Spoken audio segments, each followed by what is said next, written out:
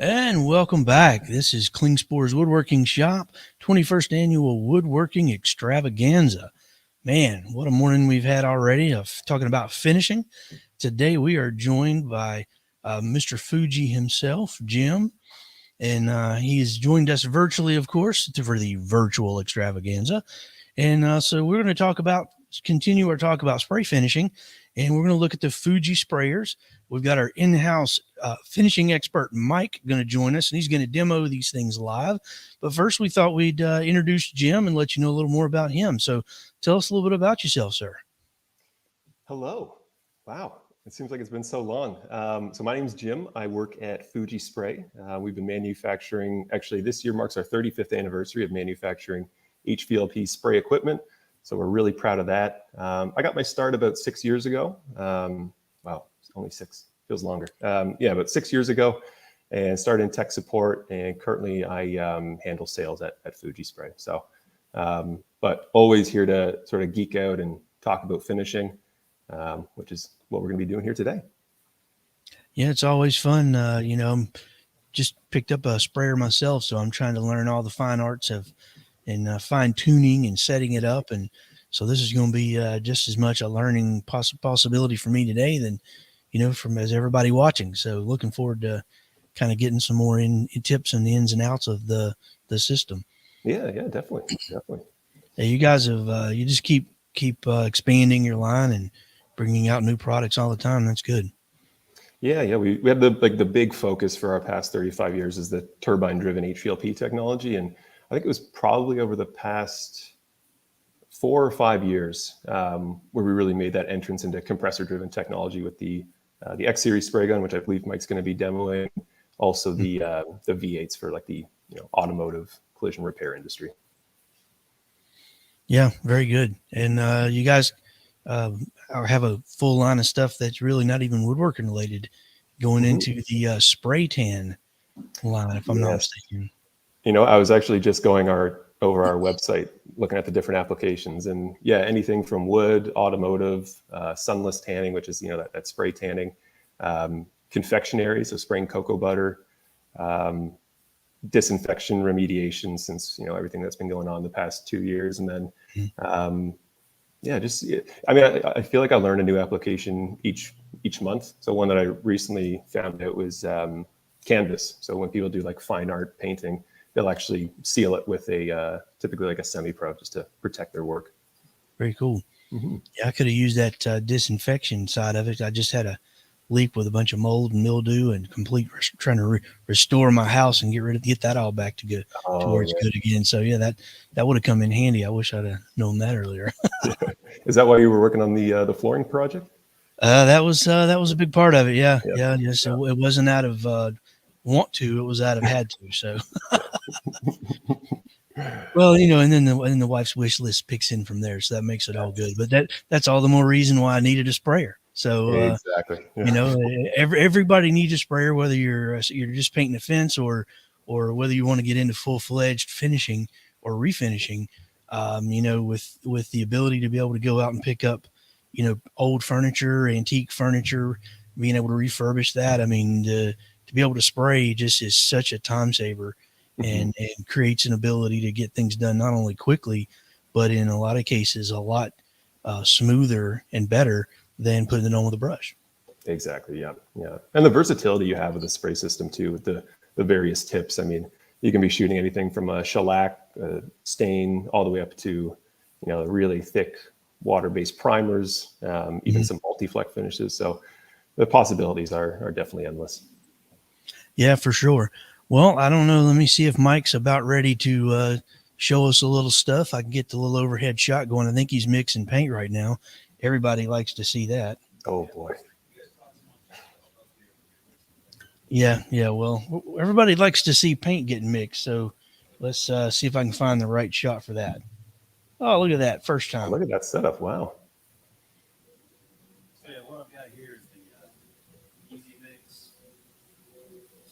And he's using the Easy Mix stick to stir that up. And that's kind of a cool little stir stick. It's got a little nib on the end so that and able to get right into the bottom of the can to get all the goo right out of the corner. So no longer are you just stirring in the middle, you're actually getting it all in. And plus it's got 2 slots in the middle to allow that flow to continue moving. So you get good, more efficient mixing when you're mixing up those thicker paints. That's amazing. It's such a, like, you know, just take a quick look at a paint stick and make some common sense improvements. But that's awesome. Yeah. And we're using the General Finishes milk paint, and there's the number or item number of the stir stick if anybody's interested in checking that out. They're a very good stick, and it's in the material it's made of. It's real easy to clean, and the paint just cleans right off of it. So yeah. If you're going to do any kind of painting with spraying, one of the first things I would recommend is make sure that you have a mixing cup, and then you leave as much as you can in this can without mixing any kind of additives. Try to keep it as original from the factory as possible in the can. That way, if something goes wrong while you're spraying, you can change it to one spot and not constantly made it.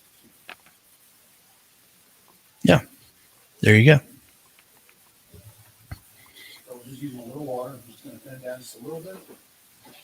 I don't really have an exact measurement to it. Never think about it. It's pretty sad that cup has all those measurements and you're not using exact measurements. Yeah. Typical finisher. Yep. Where I just kind of do it by the way it feels. And it looks, you know, what Sam this morning said that. He does it by the way it looks on the paint stick. So. Well, and when you get a second, go back to that can and show how when you lift the stir stick out, what it does when the paint drops right back in, how it's kind of thick and creates a little bit of it kind of builds like cake batter versus what it looks like. See how that's building inside the can? Now, once he gets that thinned and mixed, you'll see the difference in how when that drips falls back down into the can or into the liquid, it sort of dissolves right in instead of sits on top. And I find the really experienced finishers, someone like Mike, can actually determine the viscosity, if it is right, just by how it falls off that paint stick. With the Fuji systems, if you're not there yet in that expertise, we do have what's called the Viscosity Cup. And what you would do is you would dip that into your mixture. You would pull the cup out, you would hit your timer, and then the paint's going to pass through that Viscosity Cup. The second that it stops, or you get your first major breakage in the stream, you stop your timer, and then you can reference that to a chart that Fuji provides. And if you have a run out of, let's say, 35 to 50 seconds, that'll tell you right away that a 1.8 millimeter tip is probably the one that's going to give you the best results. Yeah, and I like the fact that you include that cup in the kit. And once I found that page in the owner's guide, I dog-eared it, so I would have it as a beginner finisher with a spray gun. That's going to be helpful. So I sprayed some from an air compressor back in the mid '90s, and that's, other than aerosols, that's the last time I've sprayed. So this is all new. Yeah.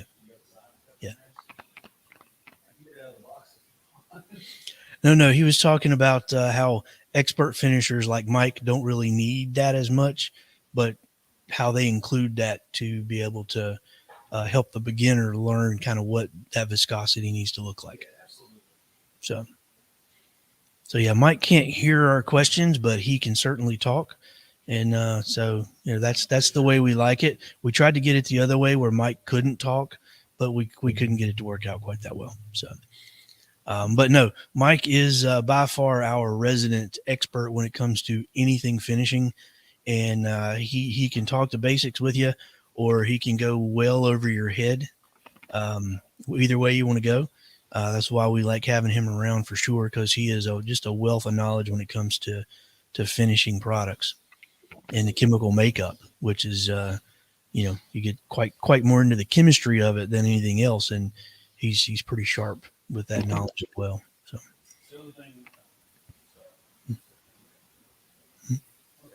The other thing too is that on this particular mixer stick, the reason I like it too is that these are bevel edges, so you can actually scrape right along the outside. So that's what I was doing on here, was just scraping the thicker paint that usually people forget to mix up in the cup. Was mixing that up. So I mean by that is when you're mixing that, this stuff on the side right here is usually thicker because it's not getting mixed in, it's getting missed.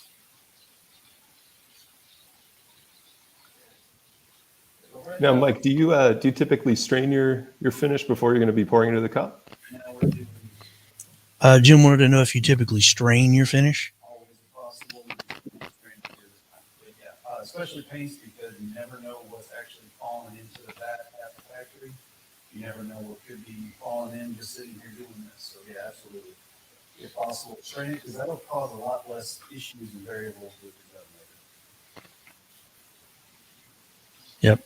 Definitely ensures you keep the trash out. Yeah. And that trash comes from, like you said, anywhere, whether it's in the can already, the edge of the can in storage. I've had it where, a beard hair falls into my mixture, and who knows what would have happened if that passed through the air cap.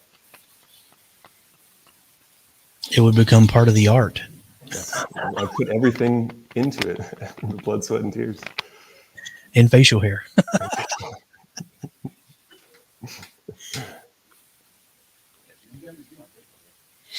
All right.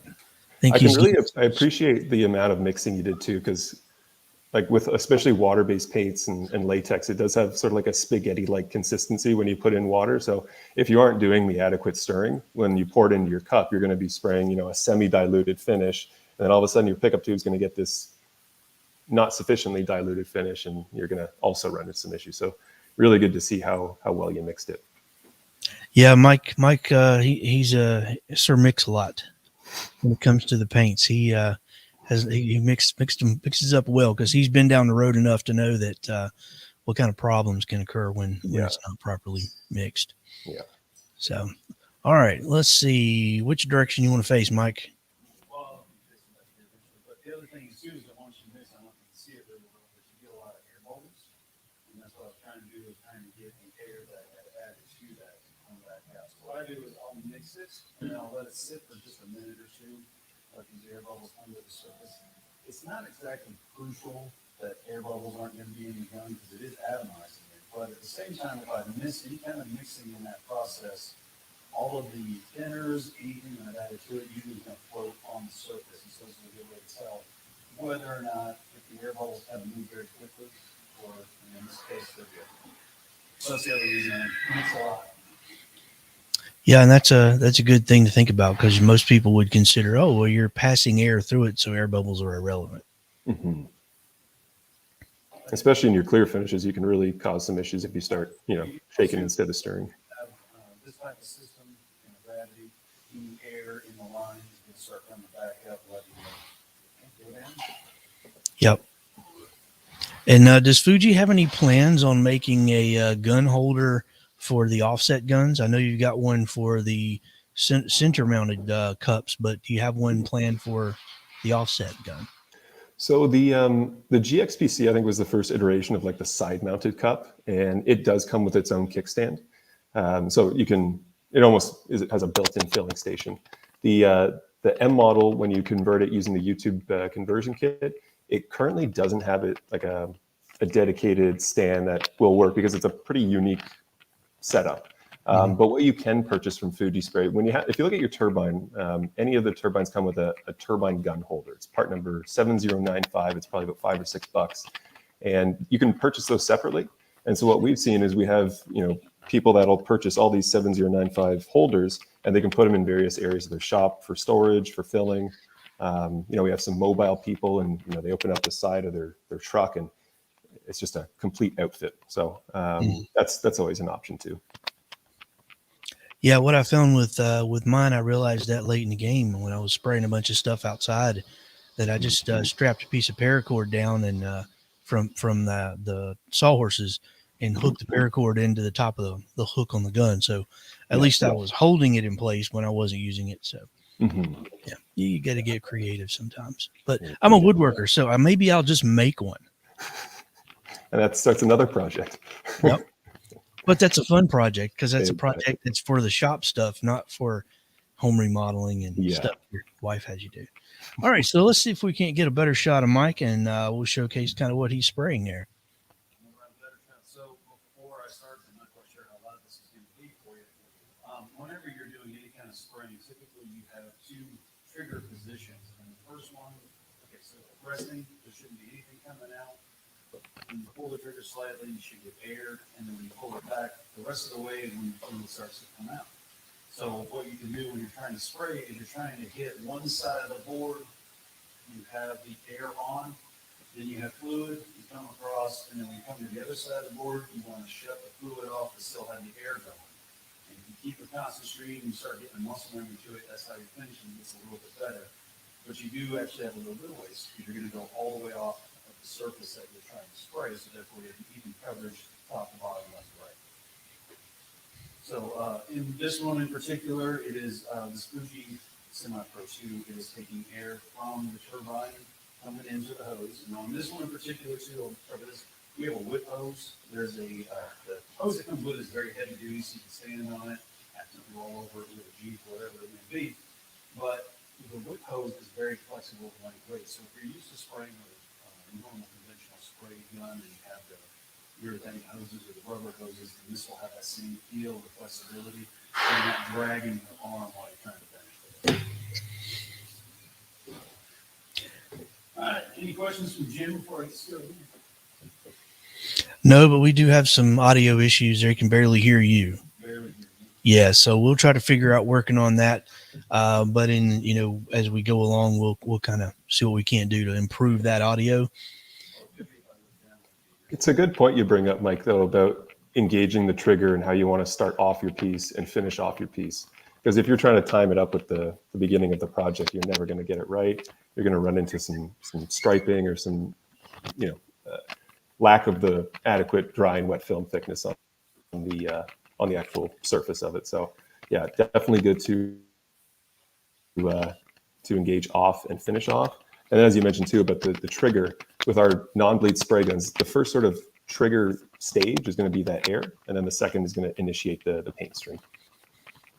Yeah, and Mike covers that a lot in his other classes. And if you've ever watched any of his spray content, he does a good job of not only flowing off the material, but he never flicks his wrist and creates a different angle with the spray as well. So it's very important to keep not only to go off the material with that, but also keeping your wrist maintained in that orientation, so you don't get any weird fan pattern change.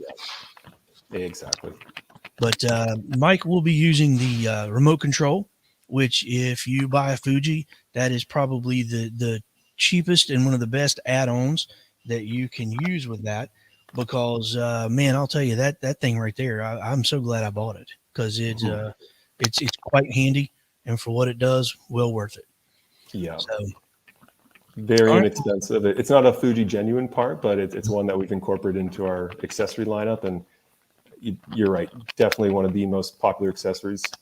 Prevents the hassle of walking back and forth. But what we've found too is, people, when you don't want to walk back and forth, get a little bit lazy, and because of that detrimental effect to the turbine. So yeah, I will say before you go on, there, as homes get smarter and there's all these little smart appliances, there are a few people that I've talked to that when they walk into their shop, they say, I think Siri, turn on my Fuji, and it will actually start up for them, which I thought was sort of the next evolution of wireless remotes. right. Well, let's see if we can't get you some spray stuff here. If I can find the right, there we go, right camera angle. Yeah. Well, they couldn't hear you before, but now it's even worse. So how about you just turn that thing on and start some spraying?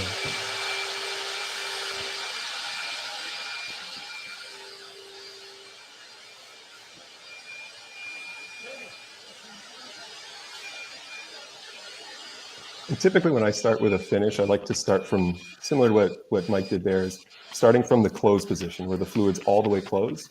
And then in half turn increments, I'll start to open up my fluid. That's going to let the paint flow out. I'm going to be able to establish my fan. And then as Mike's doing, he's going to start working on the pass there. So that's a great setup technique.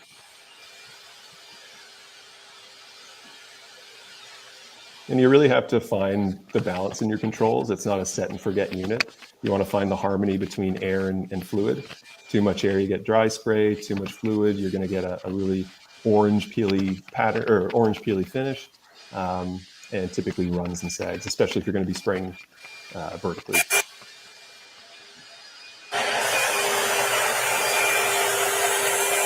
think we fixed Mike's mic.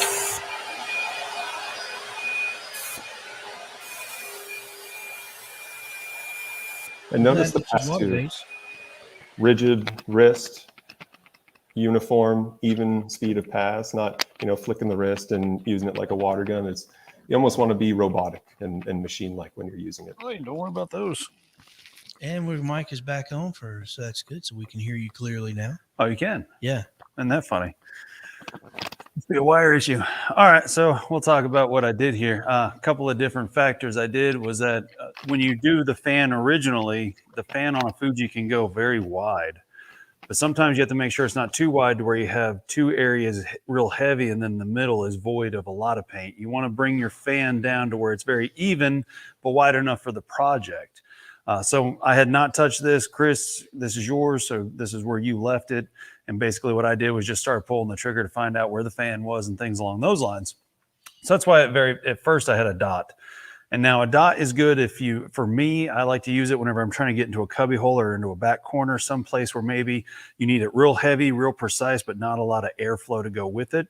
So that's kind of, all these patterns do actually come in play. I'll also take from a dot, which is kind of more of a circle instead of a fan.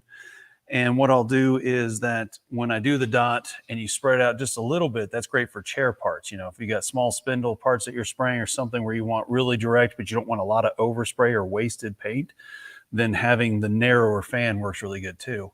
Not quite sure if the camera can see it, but I did this on purpose. I sprayed here, and then when I came back across, I was a little bit heavier, and now I've got what's called a sag. So when you apply too much paint in one area, you'll actually have the paint on the surface is overloaded, and gravity is going to take a hold of that, and it's going to start sagging. Once you have too much over top of the sagging, you'll actually have a run. So a sag is basically just a level before a run of too much applied to the surface. Because this is the backside of drywall, the reason why we like doing that is that it dries very quickly, and it'll also show you the inconsistent pattern. I'm not quite sure if you can see it on the top, but what I did was I sprayed it a complete angle this way. So like Jim was mentioning, when you spray, you want to stay perpendicular to the workpiece so it's even all the way across. If you come off at an angle, then it's very thin, and as I made it more 90 degrees, there's a lot more coverage. I feel like a weatherman at this point, but there's a lot more coverage right here, and then I pulled the fan away so you get a lot less spray. The other issue with that is if you're doing three-dimensional products or something along those lines, that when you spray like a door, for instance, and you have a door on a frame, that if you spray not at 90 and you have molding or you have some sort of profile inside there, the spray, the actual atomization of the liquid will not hit where those profiles are. It'll actually skip right over it, and it causes white lines. Well, it depends on if it's primed or if it's natural, but you'll actually miss putting any kind of finish there. So hopefully that kind of gives you an idea of how easy it is. You always want to go all the way off, and you want to hit the outside edges if possible. And so that very little amount of waste actually creates a much better pattern. I do. It's a really good point you bring up about. But yeah, you'll notice as it starts to dry, I've got two heavy lines. You always want to overlap at least 50% of your previous line. That way you have extra coverage, because if you think of your fan as in you have two extra areas out here and a little bit in the middle, then when you go to overlap, you're now covering up where you had missed a little bit earlier. So if your fan's a little too wide, don't worry. As long as you keep that 50% all the way down, you'll have even coverage. And what were you saying, Jim? Yeah, I was going to say it's a good point you bring up about coverage too, and the angles and missing pieces.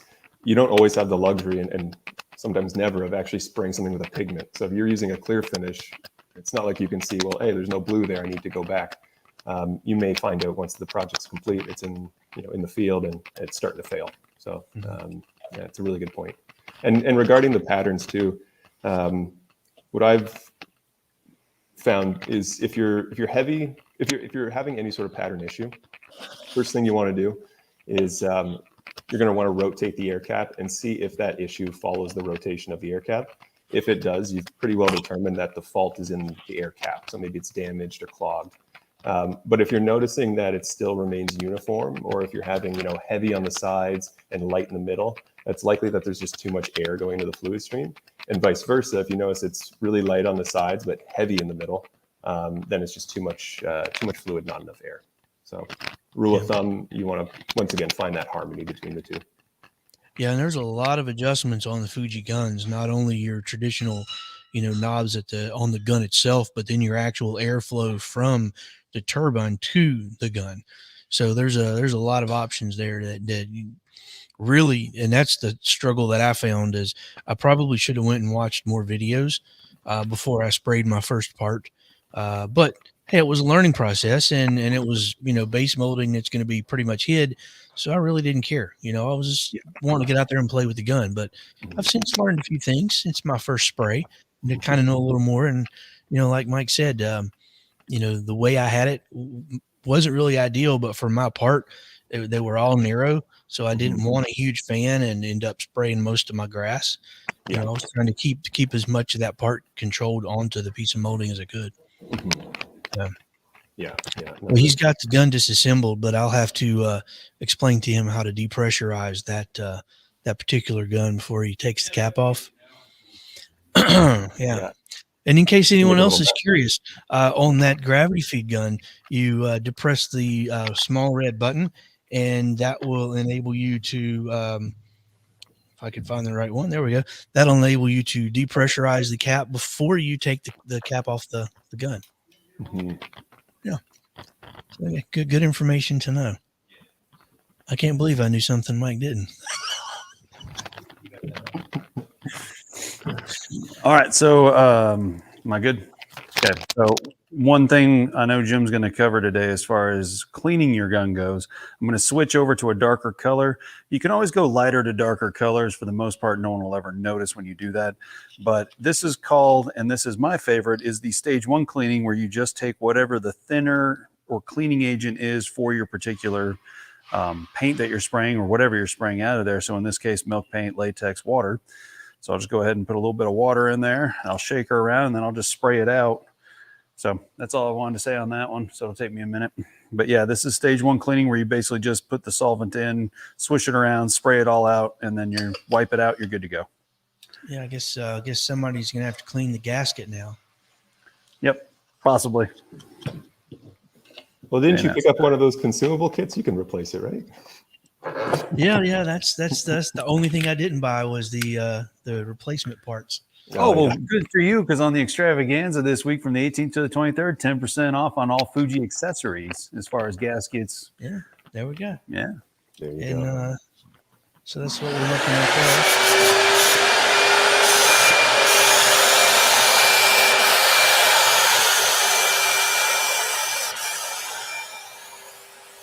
there. And typically, I mean, if you're using a water-based finish, water's obviously the solvent you'll use to clean up.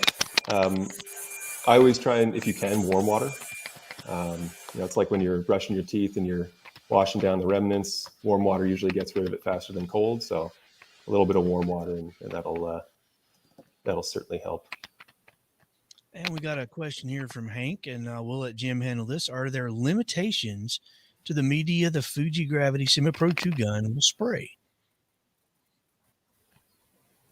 That's a great question, and by far one of the most popular we get. So there are definitely limitations to HVLP turbine-driven technology in general. For the 2-stage systems, they are what we consider our entry level. They operate at about 5 psi, so you can spray latex paint, but you won't be able to spray it for the most part undiluted. You'll have to add some sort of dilution level. And very rarely with the dilution levels we're looking at are you actually going to affect the overall chemistry. The water that you're using to thin is simply just the vehicle to get the material to the surface. So in terms of limitations, if you're looking to spray like a multi-fleck where it's got that sort of that fleck pattern, if you're doing resurfacing of countertops, there you're going to run into some issues. But for the most part, as long as it has some sort of tolerance to dilution, you'll be able to spray it. And even like we're starting to see automotive grade coatings go on cabinetry.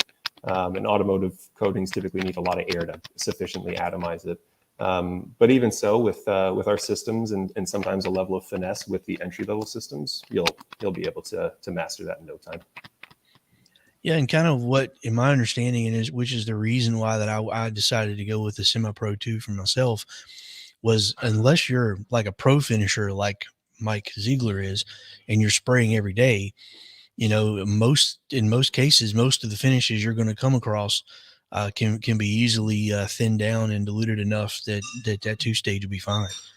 And now if you're a professional painter and you're spray painting walls all day long, that definitely would be more encouraged to step on up to one of the larger models. Exactly. And even if you ask, I know Mike's really big on the chemistry, but if you ask the coating manufacturer, why can't you dilute? From most cases, it's also to protect themselves, because when we're starting to mess with the chemistry, it's hard to warrant things and that sort of thing. So I saw Hank actually, this is probably the most common follow-up question to what can the Semi-Pro spray is, can you use Floetrol, or should you use Floetrol? And Floetrol is a dry time extender or retarding agent. And while you can use Floetrol, and there's a bunch of different, I think Benjamin Moore has one and Sherwin has one, and on and on, but you'll never want to use it as the sole agent of dilution. It is a dry time extender. You'll still want to use water to make sure that you have that vehicle to get it there.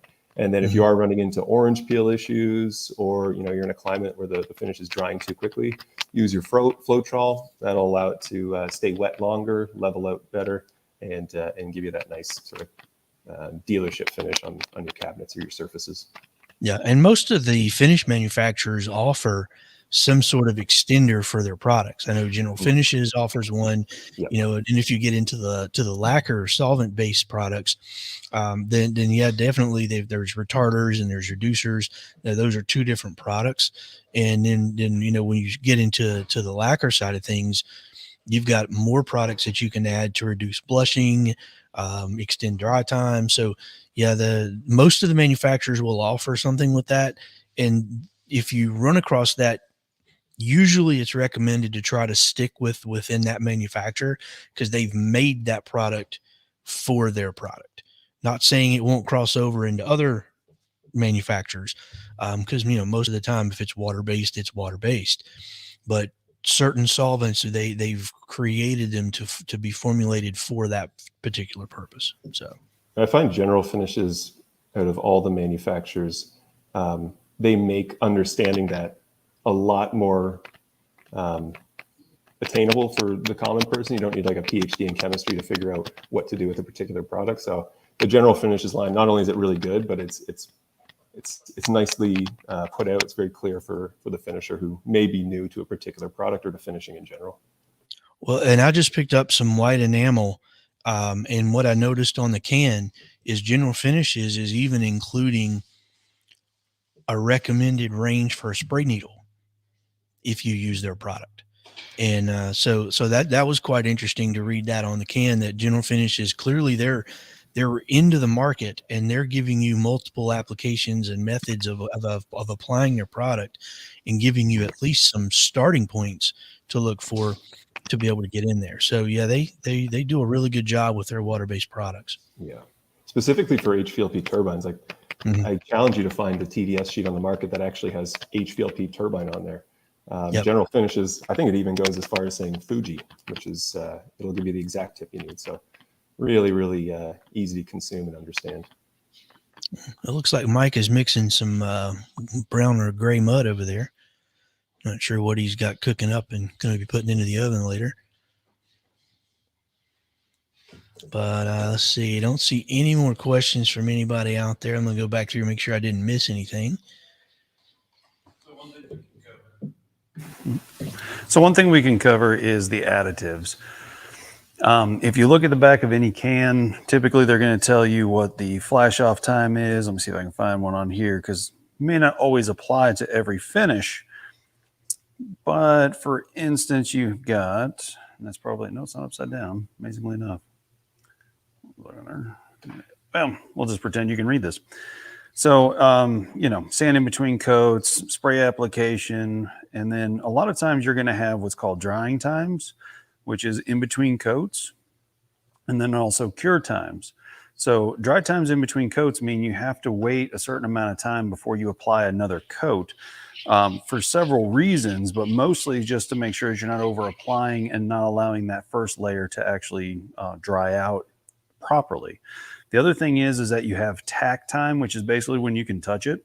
You have flash off time, which is when it goes, like if you're spraying something dead flat and you go to spray it, it's going to look wet and glossy. And as soon as that wet and glossy goes away, that's called the flash time. So it's when there's a film that actually starts to skin over on top of the finish.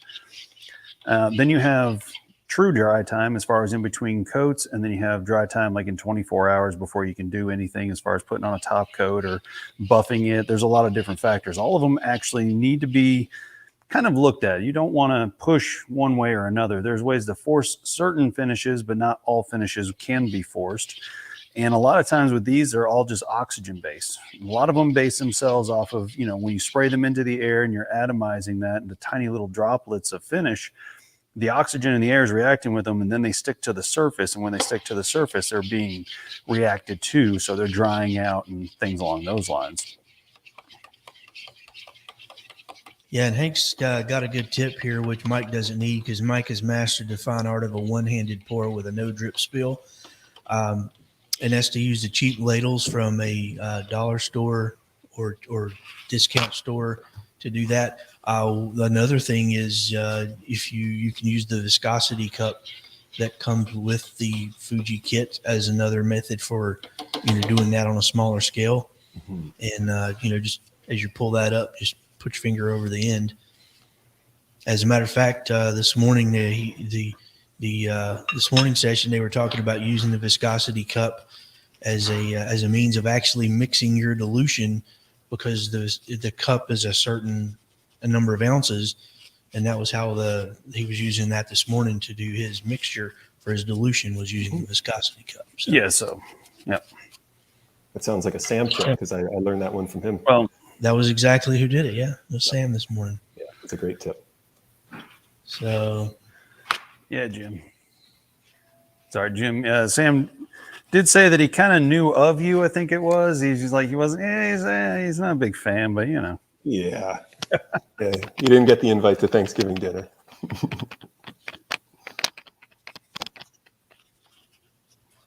So let's see. We've got Mike still sort of cleaning up here. Yeah. Let me see if we've got any additional questions, and we don't. So can you tell us about any new products you may be coming down the line with? Yeah. So we do have a line, some different accessory items, just to enhance the spray experience, which is one thing we always focus on. Just really constantly, not necessarily redeveloping the wheel or anything, but just ensuring that our product offering is well supported. In terms of new product, I would say the last time we had a big splash was with our mid-pressure V8 gun line. But certainly, I can't reveal anything, but definitely in 2022, you'll be seeing some very exciting things coming from Fuji. Well, I like the conversion kit that you've got to be able to convert that gravity over to the siphon over to a gravity. Mm-hmm. That's a pretty cool little kit. Yeah, it's really inexpensive. Mike's got that right there in front of him. Yeah. Yep. So the reason we went with that, especially with the Semi-Pro, is it is an entry-level system. So we're dealing with people that may be coming from a brush or a roller, and they don't know if they're a bottom feed or a gravity feed orientation sprayer yet. So this way, if you buy a bottom feed and you're doing a lot of cabinet work and it's just not a little too bulky and you're knocking into things, you don't have to buy another, I think $250 spray gun. You can just buy the $60 to $70 accessory, swap it on there, and you effectively have a gravity style. And because it's a pressurized cup, that tube that you see going into the bottom coupler, there's no negative to the overall performance of the gravity. Now, is there a conversion to go from the gravity to the siphon or to the pressure? There is not yet. Oh, yeah. See, that's what I'm looking for now that I've gone with the Gravity Semi-Pro 2. Some way of utilizing that, and or some other method. So with the Semi-Pro, like the M model spray gun, what you would do is you just remove that U-tube and you pop on your one-quart cup. With our T model spray guns that come with the higher stage systems, they would be considered like true gravity or true siphon. So you wouldn't be able to convert those. But specific to that entry level Semi-Pro, you do have the versatility there. Yeah, I guess get the bigger machine and you can get into all the other fun trinkets like pressure pots and all that stuff. Exactly. Yeah. Yeah. remote pressure pots, those are a fantastic unit, especially if you're doing a lot of spraying. The beauty of it too is for most finishes, like for instance, like a shellac, just leave it in there, and whenever you need to spray, you can hit the trigger and you're off, as opposed to having to clean out the pot every time. Gotcha. Well, I think Mike is done cleaning. He's currently admiring his work. No. So yeah, from the camera, we can see all your areas you missed, but we know that was 100% training purposes only. So Well, yeah, absolutely. So you should be able to see highs and lows, and you should be able to see a real wet spot right here. Not sure if I got it or not, but there's a very good drip right there, a heavy sag, and then lots of runs right here. So that was all on purpose, of course, to show you what not to do. for anyone who's seen Mike's finishing, you'll know that it had to have been on purpose because he has none of those. I have those all the time. I just hide them really well.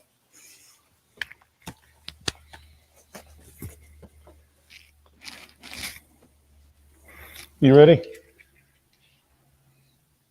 Carry on. We'll mute that loud turbine for a moment.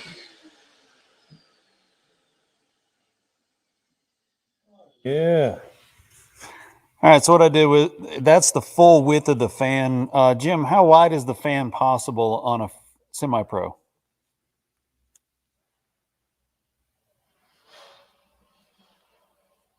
I think Jim may have froze up. The way you should be at about Okay. 12. Oh, there we go. Oh, Your Can you hear video me? froze for a moment, but we can hear you now. oh, okay, perfect. Yeah, so it should be approximately a 12-inch fan from 6 to 8 inches away. And then as you get closer, that fan will restrict. And as you get farther away and can get bigger, you'll lose your edges. Okay, so that's about what we're seeing on the sheetrock there. That's good.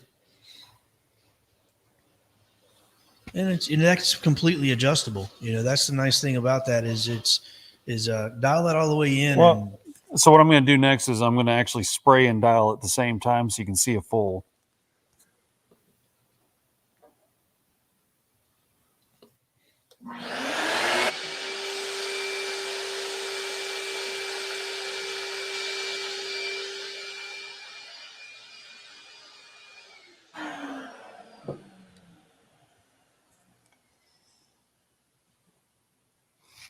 Looks like you made a spray gun. It's a little hot. I did make a spray gun. Yeah, so the adjustability is very sensitive when you get to the middle to the dot. And this is a good example too. If you were to zoom in on that last little bit, because he had his fan wide and he had the amount of fluid necessary to achieve a uniform spray pattern, when he was closing it in, because we're not adjusting these two controls in tandem, you'll find that as you get to that narrow pattern, you're going to be throwing just as much finish on in a much smaller area, and that's where you're going to get your runs and sags. So with the fluid control and the pattern control, you always want to adjust in tandem. So what you're saying is to run these and do what Mike just did, you need 3 hands. Exactly. Yes. Yeah, because that is one of the fun things that I found out when the first time I put it in was, testing that out, running the small parts and adjusting that fan control, and then even the flow control coming into the gun makes a world of difference. So, there's lots of pretty good content out there to be able to learn the gun once you get it. And now that I've already used it once, I wish I would have done that first. But now, Chris, now that you see, let's say if you look at a video of someone brand new to spraying, I'm sure you can probably pick out 5 to 10 things that they can improve on. And I think it's common for a lot of finishes that we all start off extraordinarily green. But once you get past that first little learning curve, you're not at the level of mastery, but you're certainly the level of, expert where you can start identifying when someone's really got it and when someone's still in that, learning and trial and error phase. Well, and one of the things that and as a sort of trying this out for the first time this couple of weeks ago, is I was spraying white paint or white lacquer onto white, already a white primed piece, and I was outside. So all of those, environmental variables just made it even a little more trickier for me to kind of keep a good close eye on that. What I should have done was spent more time on the scrap panel and actually dialed that pressure and airflow in more accurately so that I could get a better idea of what I was looking at. Yeah, that's a great point. If you're new to spraying, definitely. If you're new to HVLP technology, it's quite different from compressors too, because Oh yeah, you're going to be putting it's a slower speed of pass, and you do want to account for that. So scrap piece, the backside of a cupboard, any sort of scrap piece of cardboard with some water, that even helps, because the water, when it hits the cardboard, is going to be absorbed at a certain rate, and that's where you can see if you're going on heavy, light. So it's definitely an option. yeah. So we need to do this demo again, Mike, and I will control the trigger, and then both of your other hands will control the airflow and the fan.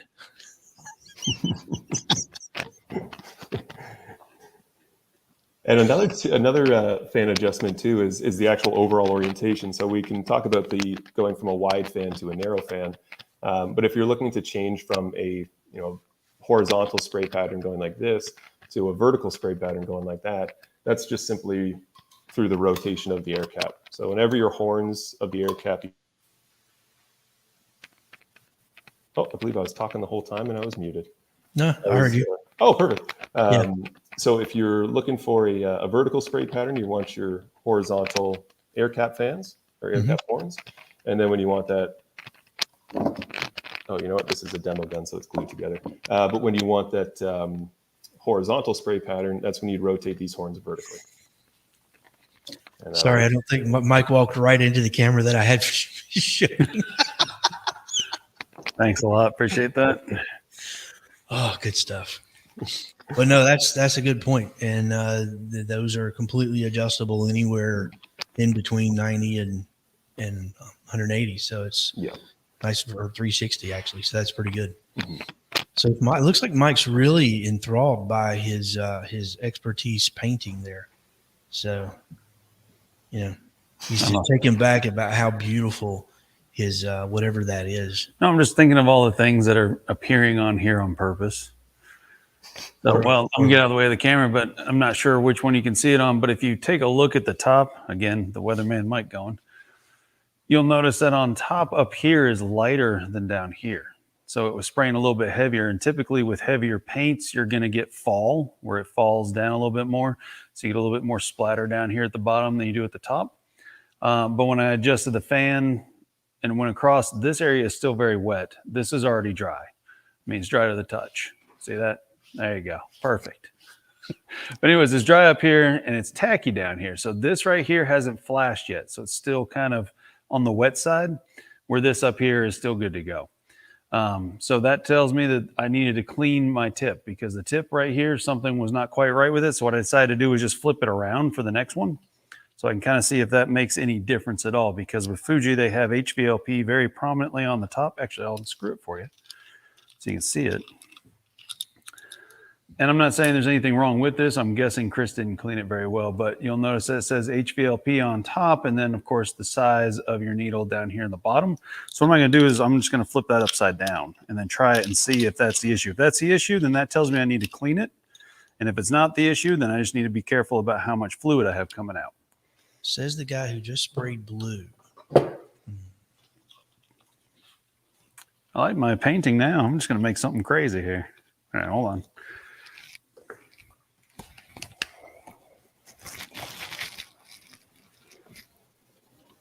Ready?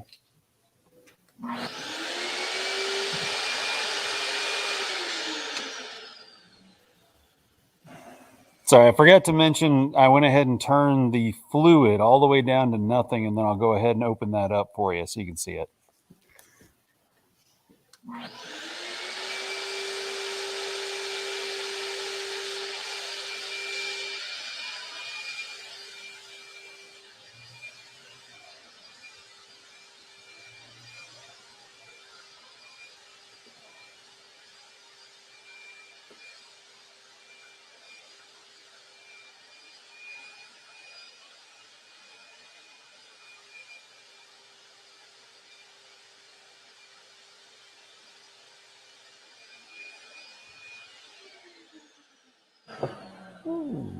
Good.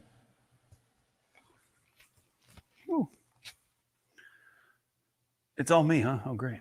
All right. So what I did there was I had the needle backed all the way off to where nothing was coming out. And then I slowly do little eighth turns until I start to see that I'm getting enough coverage and start to figure out how much speed I need with that coverage. The finer you can go with the particular fluid that you're going to do, the more atomization is going to be available.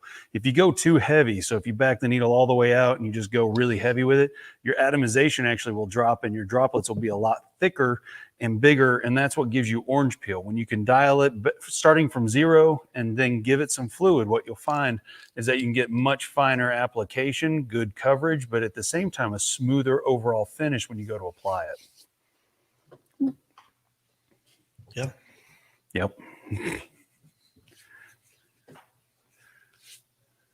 No comments so far. No problem. I'll keep spraying. I'll go ahead and do the whole thing in gray.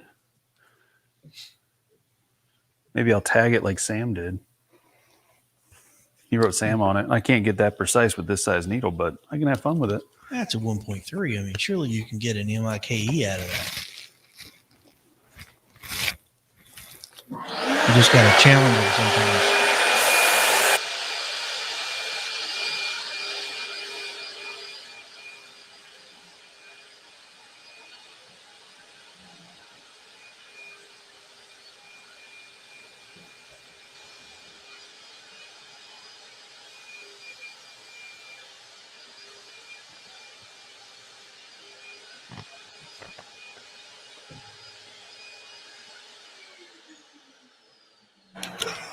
Hey, Mike, how about rotating that nozzle and showing them how the fan sprays vertically? Oh, Lord. All right, hold on.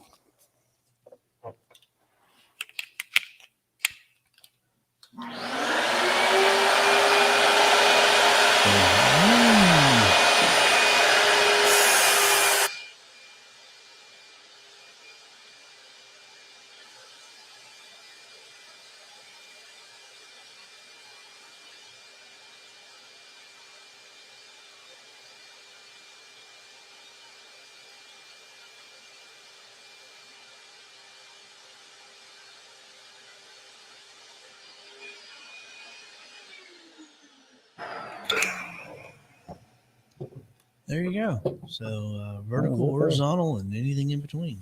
Yeah. Yeah, this morning Sam was able to do that in a much smaller area. Mike decides he wants to just paint the whole board, but hey, that's okay. When you can get that much fluid out, why would you want to spray a small area? And there you go. There you go. That's the biggest difference I noticed between the Erlex and the Fuji is that you can spray much more faster. Yeah, this camera over here should be able to catch it. So I sprayed it full open. That means the fluid nozzle all the way back, wide open. And you're going to have a lot more orange peel when you do that. So having it backed all the way out, having all the fluid come through at the same time is actually not beneficial for you if you're trying to get a nice smooth surface. Whenever you're doing vertical surfaces like this, it's not a great idea to do that either, because then that's going to introduce sags and runs into your surface, making it look worse. So, and down here where I did the original spray and I did it finer, I had just enough fluid coming out to do the coverage that I needed, but at the same time not over apply to the surface. I don't have that bumpy orange peel look. And orange peel is just simply too thick of particles overlapped on top of each other, and some are drying in different rates than others. So therefore it looks like the surface of an orange peel. Yeah, I could show you most of the molding that I sprayed that first time, and that's Orange a good example of what that looks like. Yeah, there you go. You can look at a nice car and you can find the orange peel on it too. Can you see this area? That area you didn't paint with gray? Yes. Well, I did that on purpose. Everything's on purpose with you. I was going to say very purposeful. Except for spraying it properly, you mean? Yeah. Yeah.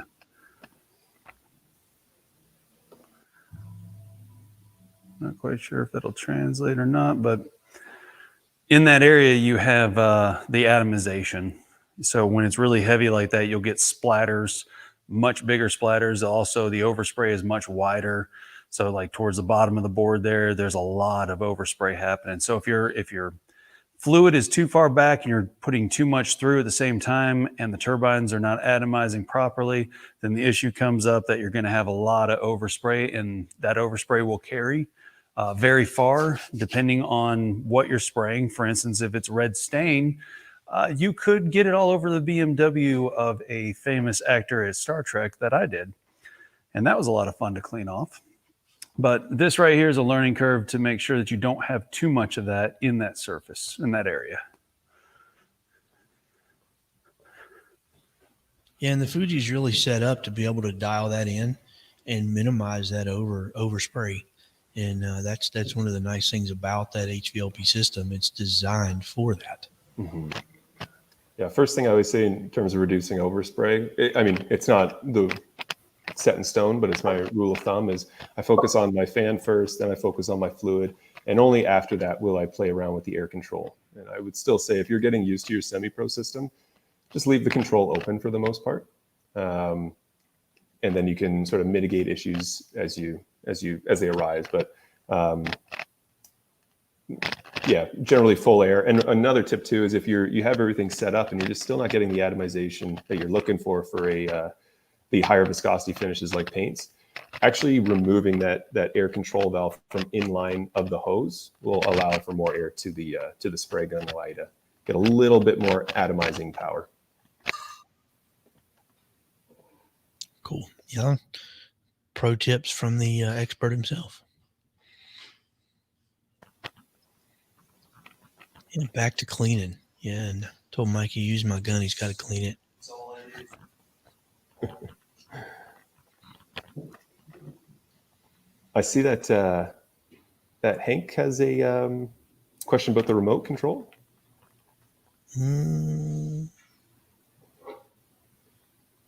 Maybe I'm not seeing it. Well, you go ahead and ask. Yeah, for sure. So Hank says, we were talking about the remote control earlier, and can you talk a little bit more as to the whys and hows of if shutting off a turbine is critical, which is also another fantastic question. So getting into what's inside of a turbine, it's a vacuum motor. Instead of sucking in the air, it's blowing it out. With turbines though, and vacuum motors, is as they run, they're going to develop quite a bit of heat.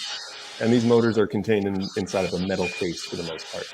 So to ensure that you're giving your turbine motor the longest life possible, you can only run it for a certain amount of time. So I would recommend a cycle of about 45 minutes on and 15 minutes off. And for most part, that's going to still be overkill because typically it won't take 45 minutes to drain one of our cups. So there should be some times where you should be able to let the turbine rest. And that's where that wireless remote's great, because instead of having to walk 25 feet plus back to the turbine, you just sit, point, and click, and it's off. You never want, this isn't like a turn it on at 8 in the morning and turn it off at 5 in the evening kind of system. The vacuum motors are brush motors, so there's a lifespan there. So the less you can keep your turbine on when not actually spraying, the better. It's going to have your turbine lasting much, much longer than if you're not as disciplined with the runtime.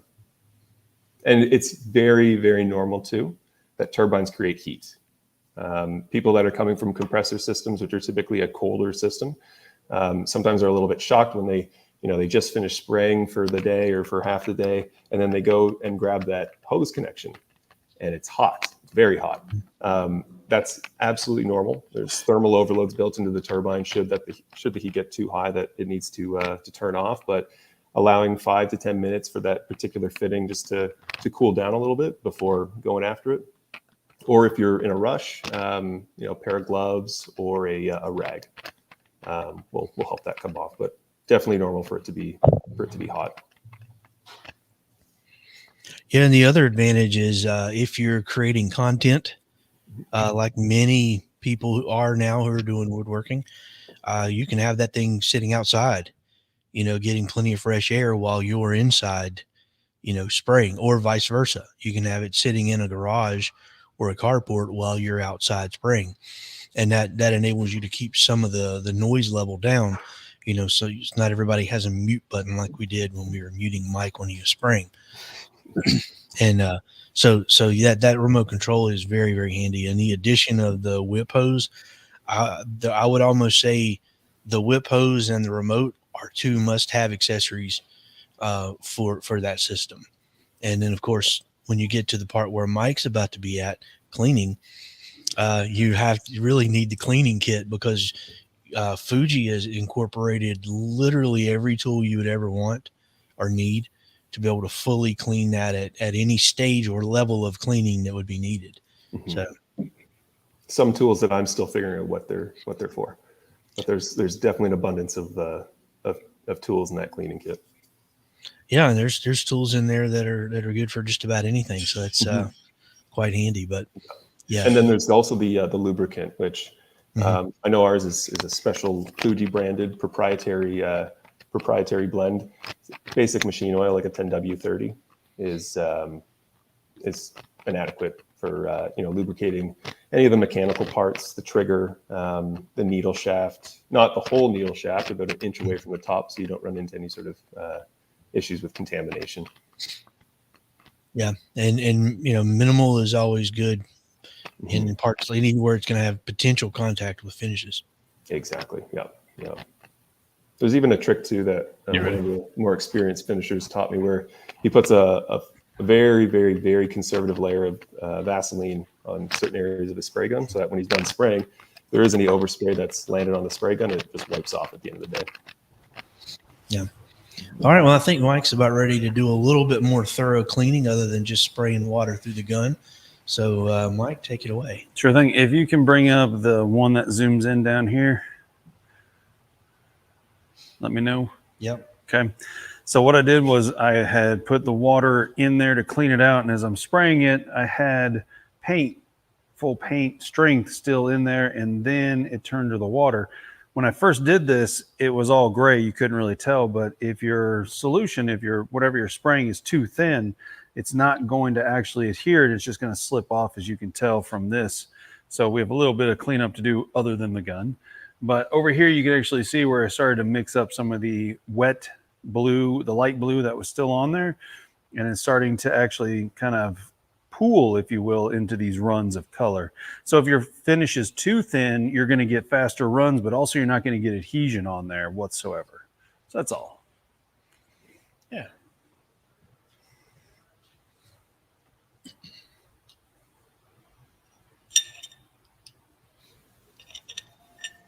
And Hank, just to follow up, yeah, it was 45 minutes on and then 15 minutes off for cooling. Yeah, and like you said, you're not going to spray for 45 minutes. Your guns don't. Yeah. Especially the Gravity doesn't really hold enough material to be able to, what is that, 400 cc's? Yeah, between 400 and 600, depending on the model. And even the 1 quart, I mean, it's very rare. We've played around too, if you're doing like really detailed spraying, but you're going to wear out your trigger finger before you wear out the turbine.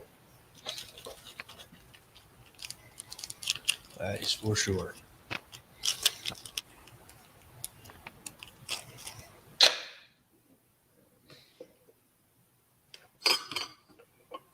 Yes.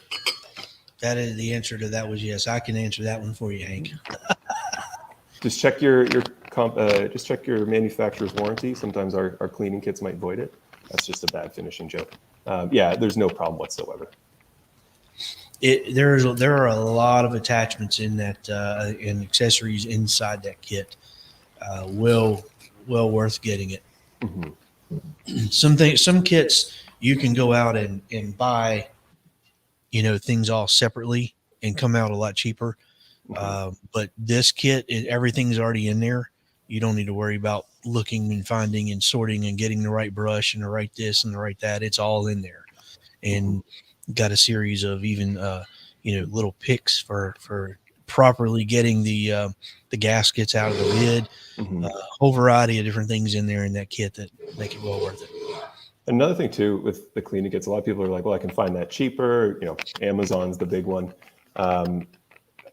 When I first started at Fuji, I never thought I was going to be a cleaning brush connoisseur, but it's also the quality of the brush. And I'm not saying ours are the best, but the cheaper units or the cheaper brushes that you find, those bristles are going to fall off. And what they're doing is they're just exposing more and more of that metal.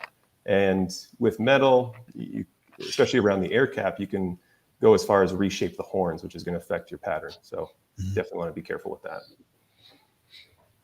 Yeah, and I've picked up some cheaper, not just price but quality, other products in the brushes for doing other things, and yeah, it does make a world of difference, and especially if it starts to shed its components, and you start getting little brush parts inside the area you're trying to clean, and you could potentially run into some problems there too.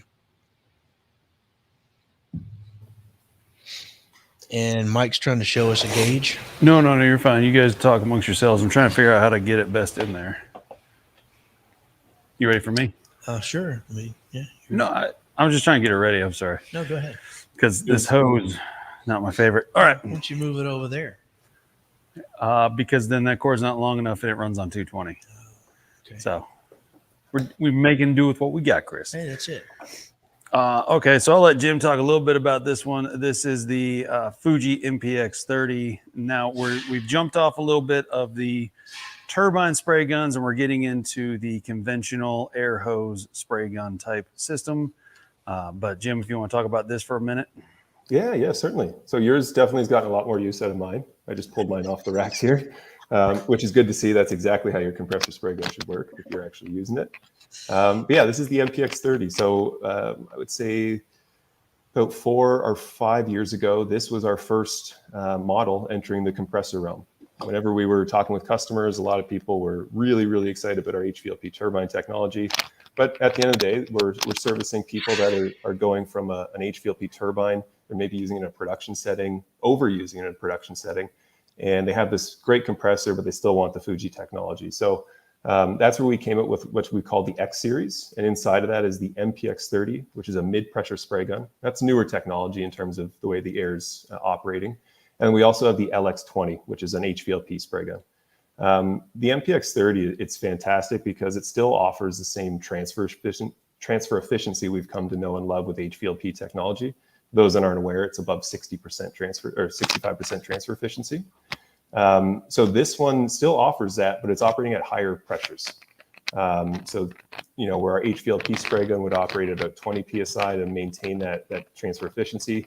With this spray gun, we're up and around 36 PSI. So all that air, what does that do? Sure, it'll translate to the faster speed of application. What it really transfers into is what you can spray and how finely you can atomize it. And that's why mid-pressure spray guns are so popular in the automotive world, is because they need that abundance of air to really atomize and break down those automotive coatings. So the Mpx30, Mike, I'd love to know what compressor you off this particular compressor. And I think we're running about like a 5 horsepower, either a 40 or a 60 gallon compressor. And it does keep up. Now it does consume about, I think it's 13.6 CFM. So it's not like you're going to be able to operate it off of a pancake compressor, or else you're going to be draining your compressor and constantly having to keep up there. And they do come in at a very comfortable price point. In the depending on the package you get, you're looking at the $300 to $400 range, and they come with a variety of different air cap sets, similar to our compressor or similar to our HVLP turbine guns. But what you'll notice too is this Mpx30 has a very similar shape and design of our T model spray gun, which is the flagship spray gun at Fuji Spray. And because of that, the internal air passages on the Mpx30 are quite large. And what we found is that's really able to offer some of the best atomization on the market, as well as one of the larger fan sizes too, without sacrificing, unevenness in the pattern or blotchy coverage.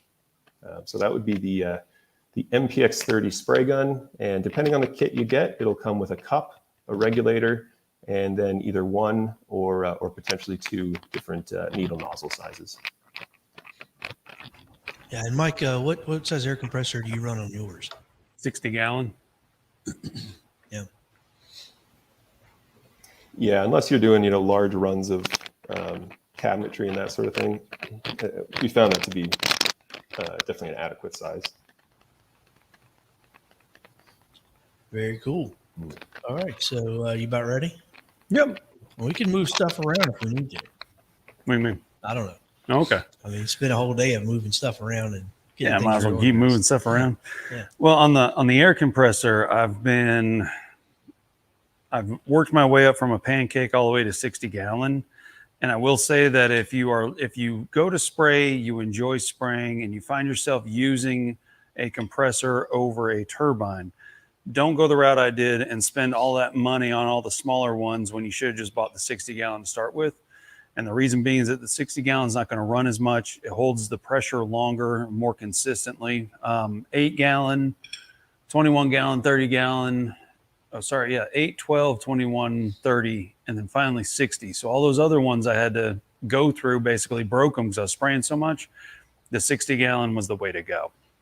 So let's see. I'm trying to think here. Okay. So big differences here between the two. I'm not quite sure what Jim covered is that there is a regulator. So you can see how much pressure is coming into the gun as well as how much the regulator is allowing out through the nozzle, where you don't have that on a turbine style. There isn't a pressure system on this. So on HVLPs with turbine, you do have a pressure tube. So it's kind of help getting the fluid out, where this one is simply just all gravity fed.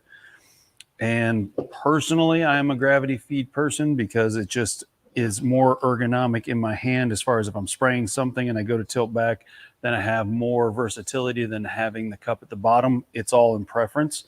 The Mpx30 comes in both directions as far as you have gravity or you have a siphon fed, so whichever you like. But as far as I know, there isn't a conversion on that. So if we're going to plug it into it, I will recommend that if you're a first-time user of any kind of conventional spray gun where you use an air compressor, that you have a regulator and also a dryer, something that's going to remove the moisture that's in the tank. Because you got to remember that if you're just compressing the regular air outside, your air compressor basically becomes a dehumidifier, and all that moisture that's in the air falls into the tank. When you release the pressure as it sat overnight and you go to start it up the next day, all of that water at the bottom vaporizes and becomes part of your air line. So if you're spraying something that's sensitive to water, I would highly suggest getting a dryer of some sort and a regulator at the tank. But there's a couple of key features and differences on that I notice people do wrong. First, Fuji has one of the best regulators, and I'm not saying that because, you know, I enjoy this gun, but more because it is used on different types of guns. So once you see one and you go to upgrade to a different gun, or anything that you're doing that way, where am I going? There it is. Each bar, each color represents one of the guns in their line. So when you plug in air, you're going to see on this one in particular, there's no regulator at the tank. So this is full pressure coming in, and it's telling me that it is very high. Obviously, red here means not good, stop.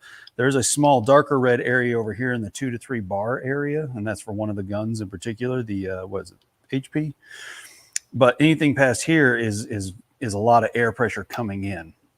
So when you depress, you notice how that it dropped down. So I'm not spraying any fluid. All I'm doing is just doing the simple, just pressing the air. And that's what you want to look for, is where is this at when you go to start it up for the first time, when you go to open it up.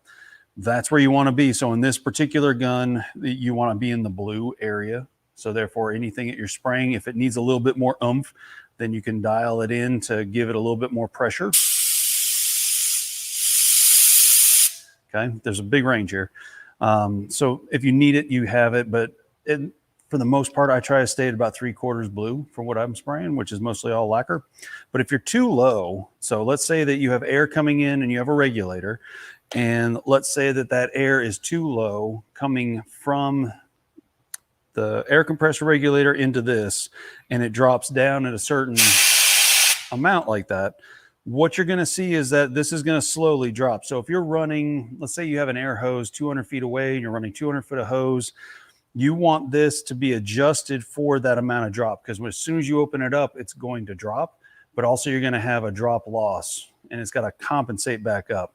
So I normally, if I'm running a long run, I don't have a regulator at the air tank. Instead, I just run it full blast and then I adjust it using this. Now, Jim will have to answer it for me because mine's naturally pegged out at 100 because I run about 130 PSI to it. I haven't had this break yet. Jim, is there any issues with doing that normally, not having a regulator on the tank?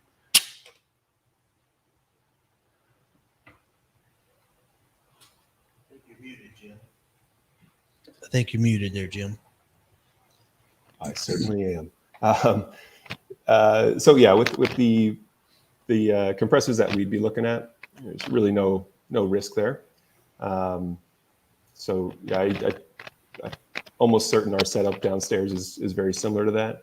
Normally I'm running, I think, about like 60 to 80 psi maybe into it. But yeah, no challenges. I will also mention too that Fuji offers a digital regulator now, which doesn't give you the same color coordination too, but you know, some people do like the precision of that digital regulator. So we'll be sure to have one sent to your way. Yeah, nice. Have you noticed a significant quality difference in regards to the longevity of the digital versus the more traditional dial? I'm still very traditional, so I probably have like a bias already, but I haven't really put it adequately through its paces. We've seen the digital regulators on the market for probably the better part of a decade now. So they certainly do work, and it all goes similar to the cleaning kit. You know, you do have to pay a certain amount to get a good digital regulator. Otherwise, worst case or best case scenario, it doesn't give you a good reading. Worst case scenario, I think, you know, let your mind just go where it does with that. Oh yeah, well, and it's just like any traditional, more normal woodworking tool. You know, the digital stuff, the more traditionalists won't have anything to do with it. They want to see that dial and those, you know, thousandths and half thousandths measurements visually. They don't want to see it in a digital number. So that's cool. Yeah, love to see that digital, and I think that would be something we should probably get added to our lineup. Yeah, definitely. And going back to what Mike was saying about it was a brilliant point about moisture traps. And you're going to see a variety of them. There's the wall-mounted moisture traps, but you can find some pretty inexpensive ones that just hook up inline to your spray gun.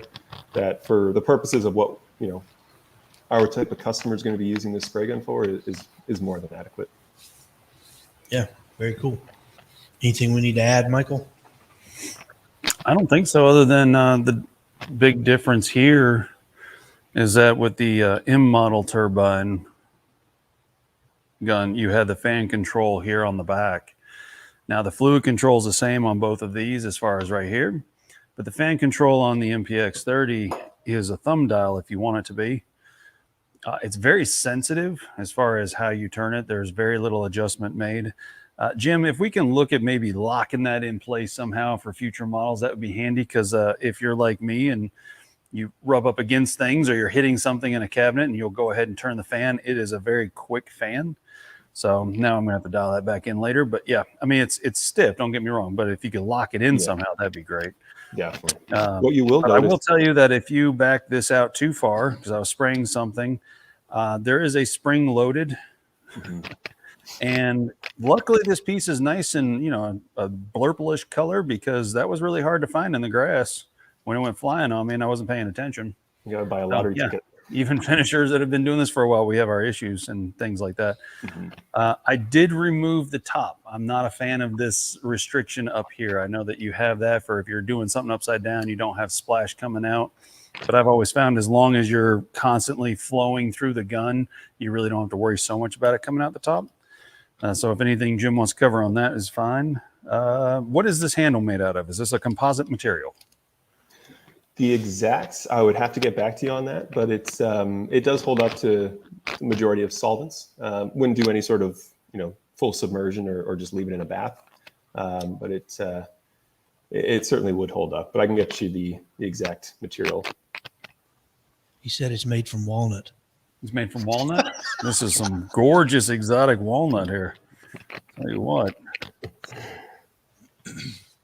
See, that's the beauty, Jim. He can't hear, but I can, so I can tell him anything I want. Oh, He'll believe me 100%. One thing I do want to mention about the pattern control too is like Mike said, it does have a sensitivity to it, and even going past the tension, the way it operates, it's only about 1/4 of a turn rotation.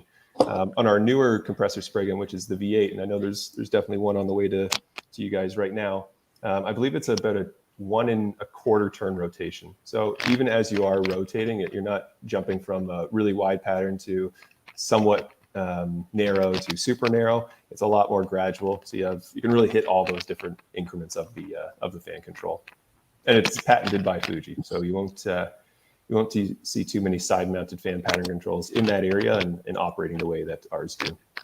Yeah, I think he'd like that because that was the only thing he made a comment on. He said, wow, this gun spray's fantastic. And then when he first got it, he goes, boy, you sure do have to be very careful about that adjustment. Let's see, we've got a question here. Hank's back with us.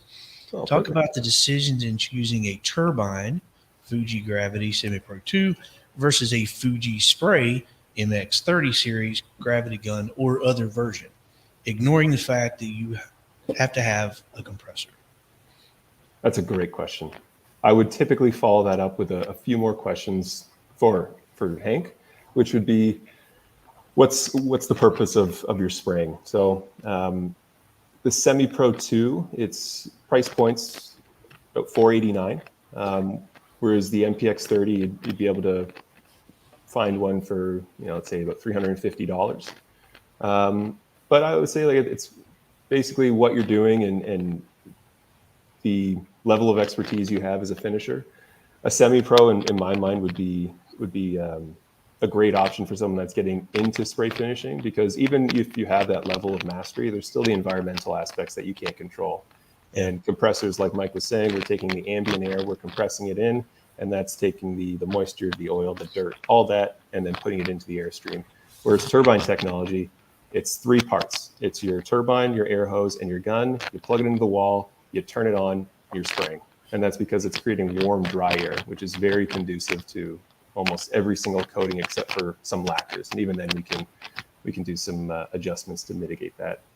If you're going to be doing some production finishing where you got a bunch of cabinet jobs one after another, or you're going to be doing long runs where you don't want to be shutting off the turbine or worrying about how long it's running for, then your compressor spray gun is perfect for you.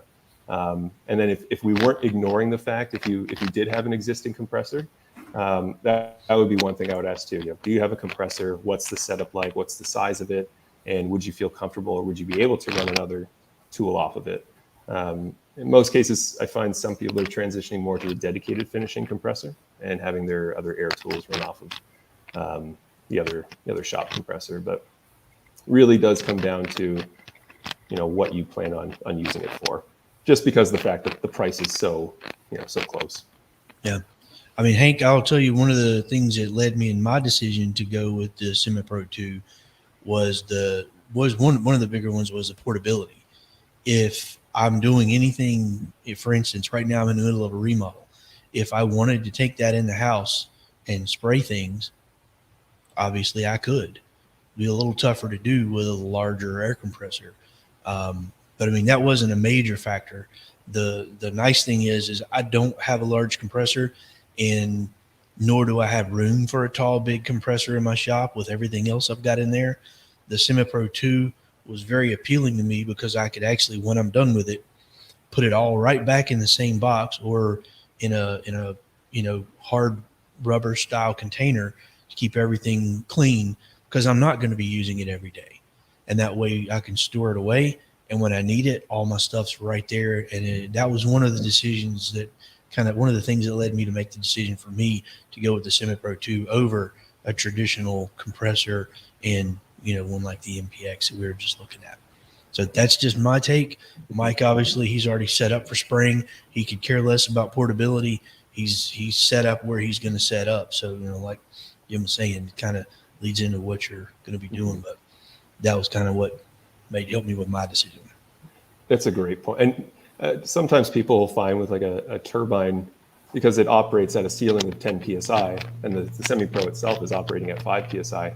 That if you do have any sort of challenges in the limitations of what the system can do, let's say spraying latex, you're running into some challenges. A turbine-driven customer is typically going to go to the coating and start playing around with it, maybe adding extra level of dilution, maybe a different air cap, stuff like that.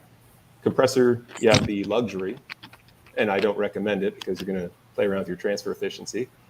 You can just increase the air if you need more into the airstream. But there's a reason we offer both technologies, is because one's not better than the other. In most cases, they actually complement each other quite nicely. So if you ever really have specific questions about your scenario, I mean, the folks here at Klingspor are a wealth of knowledge, and then anything they can't figure out, they'll send them on over to us. Yeah, and like I say, Mike's our local resident expert. So if we can't filter it out by the time it gets to him, we'll certainly get him involved and get you the right answer anyway. And if Mike can't figure it out, then boy, we're in a bad spot. We're just closing the doors at that point if Mike can't figure it out. So Lord, he shakes his head, but he knows that nobody around here touches him when finishing. So yeah, or pretty much anywhere else either. So, I speak to a lot of people, and it's very rare to find a company such as Klingspor that actually has someone with that much expertise. And I know it's not just Mike. I know there's Jack as well. mm-hmm. That's not easy, and it's very much appreciated. So it's very rare. Mike's a great resource, and Klingspor should be very lucky to have him. Oh, But enough about Mike. Yeah. This is about Klingspor's Woodworking Shop 21st Annual Extravaganza. Mike, is there anything else we needed to add to your demonstration there? not necessarily on the demonstration part. No. I guess the argument for me on pneumatic versus compressor is pneumatic versus, a turbine is that turbine for me has a little bit more maintenance to it. You can get automatic blow off valves for the very bottom, like the petcock on a tank. So every time it turns on, it kind of releases any water in there. You do get warm, dry air, which is a benefit to a turbine. So if you're in a climate that is either maybe has a high humidity or is cool, someplace like Oregon or Colorado, sometimes of the year, then maybe a turbine would be better. Oh, am I over here? I'm so sorry. No, you're not on any camera. I just said, well, don't put if me we're on going camera. to be talking, talk to the camera. Don't just let him hear your voice. So, if you're going to be in an area where adjustability is a factor as far as your humidity and your temperature is concerned, then yeah, the turbine does make sense.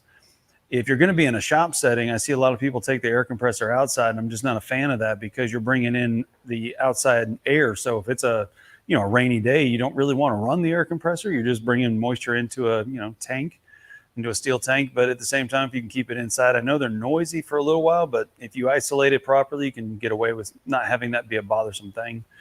So I think it really all depends on your climate, kind of like how lacquer has a lot of additives that you can put to it, the retardants and the reducers, flash off control solvents, everything that can go to that is because everywhere in the United States, especially, the climate is different. So therefore you got to have chemicals to add to it, to change it, to make it spray better for your climate. A turbine will kind of help you with that, with the warm air situation, the dry air going into it. So it all really just depends. I grew up as a compressor guy, not saying I don't like the turbine at all, but when you've already invested in a certain line, I'm just going to stay there for now. But I do see a lot of benefits to it, especially in the winter months when I go to spray, that I could see where a turbine would come in handy. Okay, nice. And we've actually got a cool question here from Mr. Vandriska here. Are there any finishes outside of paint that a compressed-based gun is better for than a turbine-based gun? I've heard it put a lot of finishes through my turbine system, but maybe I don't know what I don't know. No, because, I'll let Jim go with this first, and then I'll do mine. Okay. Yeah.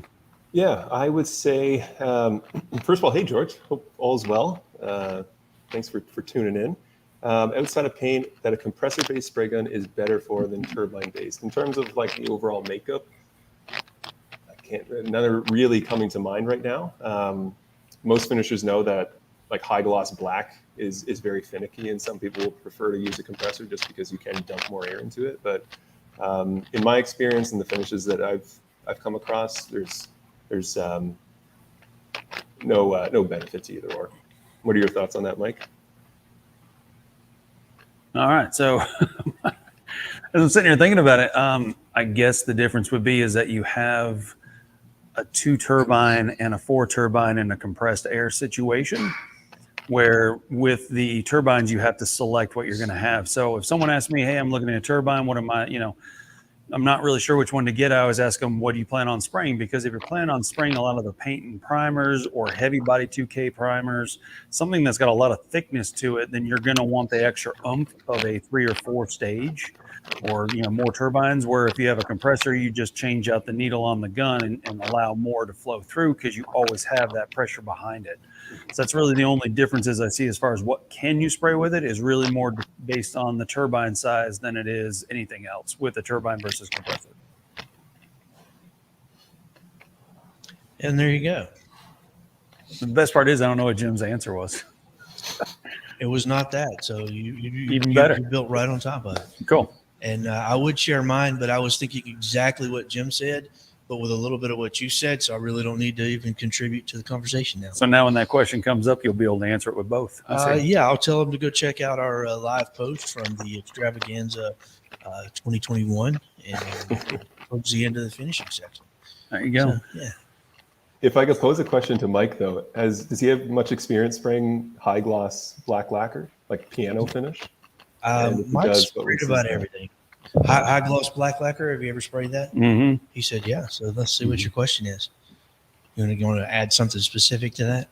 Yeah. Was it enjoyable? Was spraying that enjoyable for you, Mike? Yes, when the atomization's right and the day is correct. Mm-hmm. It's kind of a pain. That's where flash off control solvents come into play, where you allow the film to form over the gloss lacquer to stay open a little bit longer, so it'll flow out if you have it too heavy.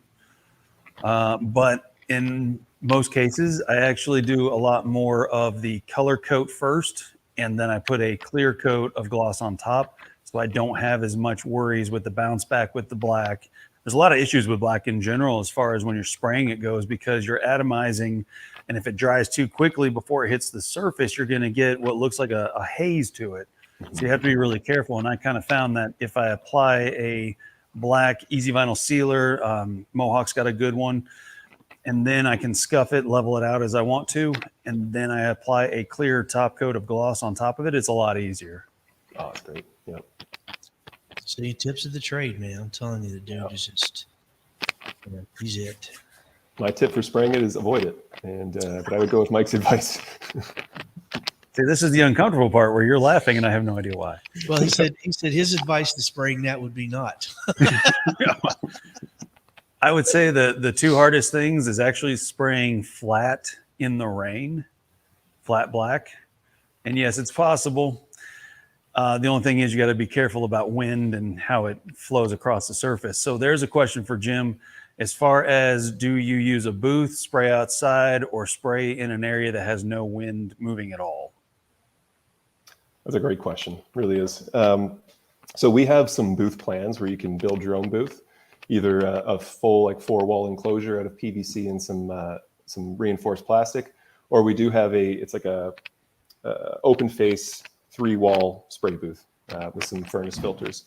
I'm big on protection, so I see some people that are out in the middle of their backyard spraying away. I just can't imagine the amount of pollen, the amount of contaminants that you're probably fighting with, and it would take away from the spray experience and the enjoyment of it.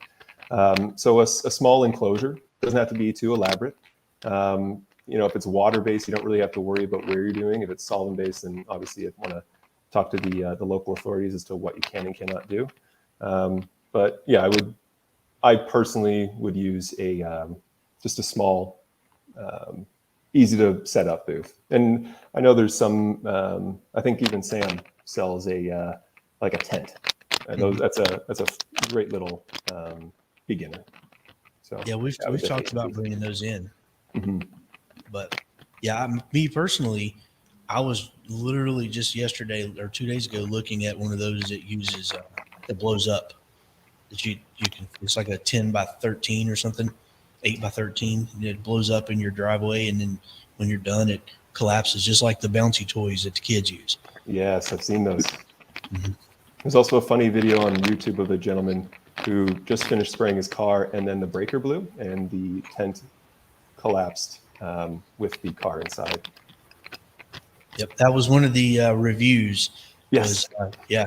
If you do this, make sure you have constant power. Don't do it when there's storms in the area because wind can blow and power can go out. And well, let's just say That's great. you've just wasted all your time and money. That's great. Yeah. So, but yeah, but the little pop-up tents, if you're doing small scale projects, those are good. Are those plans available on your website for the little four-sided tent, little pop-up thing with the PVC? Yeah, if you go on our website, I believe it's in our resources or FAQ page, but I'll send it over to you so you can share it as a resource. It's a full top to bottom build plan of how to actually make it. And I think the materials in total are probably, depending on what you're using, maybe plus or minus $250. Well, that was in 2018, so I know that's probably changed. And then there's also now we didn't actually come up with it. It was a gentleman by the name of Bill Rainford, and he created a PVC structure. It's actually very similar to the one that George is talking about, the paint line portable booth, where it's like a frame, some plastic sheeting that goes around it, an area for a extraction fan, an area for a fresh air fan, and that too, I think materials at the time was plus or minus 300 US. Yeah, I was considering myself being able to raise my garage door and build a PVC addition out that would easily tear down, and then I could close my garage door. You know what? There's actually a gentleman that put plans. I can't remember which publication it was, but he had a barnyard door, and it was all just a whole entire door of extraction fan. So he would slide it over the opening, and then that would be his exhaust area, which is really, really cool idea. Yeah, very cool. All right, so looks like we've got in. Don't see any other questions coming through. Is there any final thoughts there, Jim? Yeah, I would. So first off, thanks definitely for having us. Maybe I was wondering if you wanted to go over just really quickly some of the little tips about if you're running some challenges with the M model spray gun. I know that we were talking about the pattern control at the back. And it is a plastic assembly. The upgraded T model would come with, it's that patented all metal assembly. So it's a little bit more resilient, but in the event that you do, and it happens, you're filling it up, you knock it and this falls and this breaks, this particular part, it's replaceable. It's very inexpensive and it's very easy to do. So it doesn't require a brand new spray gun. But also, over time, if you're spraying some polys or some lacquers and you get a little bit of leakage in the system, this particular control can actually seize up. Once again, you can also replace that as well. And there was one other component. Also, if you currently have a Semi-Pro and you have the bottom feed M model spray gun and you're looking to convert it to the Gravity Feed spray gun, or if you've picked up the YouTube kit and you just can't figure it out, we do have a YouTube video where my colleague Josh goes over how to do the conversion. And it is quite simple. The only real modification you need to do to the spray gun is to rotate your 90-degree brass nipple from the 6 o'clock position, and then just rotate it upwards to the 12 o'clock when you're converting to the YouTube kit. Yeah, that's pretty well it. If you haven't hopped over to fujispray.com or fujispraysystems.com, sign up for the blog. You'll be seeing all the updates as they come through. 2022 is going to be a very exciting and interesting year for a variety of reasons. Being able to come back and start doing these shows in person and spray finishing workshops and the like. So always good to stay up to date on the news and the relationship that Klingspor and Fuji has, because I'm sure there's going to be some really exciting things coming up. Yeah, look forward to it because now I got to figure out how I can weasel my way up to the Fuji school, like some of the other people here have. We would be glad to have you. Would love it. Yeah, you can stay on my couch. Yeah. Any final thoughts on your side, Mike? Well, spraying during certain times of the day really makes it more crucial than other times. So, sun up to sundown, you have to remember that it's more humid in the mornings. And then as soon as the sun actually goes down, the atmosphere falls. So all day long, as the sun's coming up, the atmosphere is rising. So you get this drier air, and it's constantly going upwards. So if you spray something too early in the morning, you have humidity to worry about. If you spray something too late in the afternoon, like at night, as soon as the sun goes down, then that's what causes more finishing issues as far as blushing and things like that go, because you have atmosphere that falls out.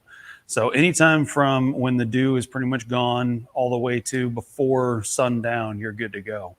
So when you're spraying, also make sure that the material you're spraying, they're all rated at about 50% humidity, 70 degrees, 77 degrees. So you have to be careful that if you're going to adjust that, as far as your conditions may vary, that's when you choose additives, because straight out of the can, which is what everyone wants, no one wants to mix and do all these extra things, then you have to be in a perfect out of the can scenario. So always keep that in mind whenever you're spraying. And then also the particular material that you're spraying may not actually want to be sprayed. There's some paints and top coats and clear coats and things like that that like to be together in a jug and then brushed on or rolled or applied that way.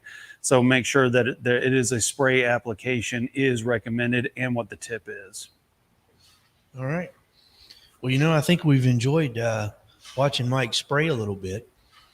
Maybe we'll take some time and watch Mike spray a little more, or more talk about sprays rather, and take a look at the Mohawk video that we showed last year. It was so good. We had a lot of comments, and we get a lot of questions on the aerosols. So Mike put together a nice little thing from we did last year, and it was very good. Goes through all of the different Mohawk aerosols, what each one's for, different things, different ways to use them. And so let's check that out. And welcome to Klingspor's Woodworking Shop Virtual Extravaganza. I'm MikeZ. I am here with our line of Mohawk Consumer aerosol cans. These will go from your regular lacquer finish all the way up to specialty finishes. So today we're going to talk about why you should use one over the other and everything in between. So first up, we have the tone finish lacquers. These are your standard nitrocellulose lacquers. They are good for anything that's going to be decorative but not handled. So let's say you're going to have moisture, heat, anything that's going to be in a scratch kind of area or a high traffic area, this might not be the finish for you. But if you have anything like a mirror or a decorative turned piece and you want a nice flowing finish, then this it has the sanding sealer. It comes in flat, satin, semi-gloss, and gloss. So therefore you can find the right sheen to match your project. Up next is the M102 Pre-Catalyzed Sanding Sealer lineup. We have everything from the sanding sealer itself for dead flat, flat, satin, semi-gloss, and gloss sheens. This is where you would want to use something in a higher traffic situation, such as in kitchens or bathrooms, anything that's going to be handled more frequently. Some place where basically you're going to have a lot of human interaction to where you have hot, cold, liquids coming in contact with the film finish. It does lay out very nicely, and it is widely used across the industry for touch-up. So if you have a project where you want a little bit more durability than the tone finish, then the pre-catalyzed clear would be the way to go. Next up, we have the sanding sealer and easy vinyl sealer lineup. The tone finish sanding sealer is more recommended for the tone finish line. The pre-catalyzed sanding sealer is a little bit hard, more durable, and scratch resistant for the pre-cat sanding line. But the easy vinyl is kind of a universal sealer that lays down very nicely for all lacquer mediums that you're going to be using. The bonding agents in the easy vinyl bond very well to pre-existing finishes, and therefore make the Mohawk products you want to put on top bond even better. So if you want a one-stop shop all-around sealer, the easy vinyl is a great choice. Otherwise, you have your specialty tone finish or your pre-catalyzed. Next up, we have our no blush blender flowouts and super no blush retardants. These are if you have a blushing instance where it's kind of a milky white rainbow prismatic look to your lacquer finishes. This will work in either if you're spraying large projects or using aerosol cans. The no blush blender with flat means that if you have a flat or a matte finish, that's the can that you use. If you have a satin to semi-gloss, the blender flowout satin will be a great choice. And if you have a super gloss finish, the super no blush retardant, or in this case the super blush retarder, would be the way to go. So these three cans right here are great within 48 hours of spraying the finish. If you have any blushing to occur, you just lightly mist it across the surface. You try not to saturate it, and you will get perfect results every time and remove that blush. For decades, Mohawk Finishing has made one of the best lacquer for brasses in the industry, but it only came in gloss. Up until this year, they've recently released a matte and a satin finish. So if you're looking to re-shine your brass fixtures and then protect them for years of untarnished surface, then I would highly recommend the Lacquer for Brass lineup. New this year from Mohawk Consumer is going to be the Outdoor Acrylic Aerosol. If you're looking for a fast-drying lacquer type of top coat finish that is made for exterior use, finally Mohawk has come out with an outdoor acrylic.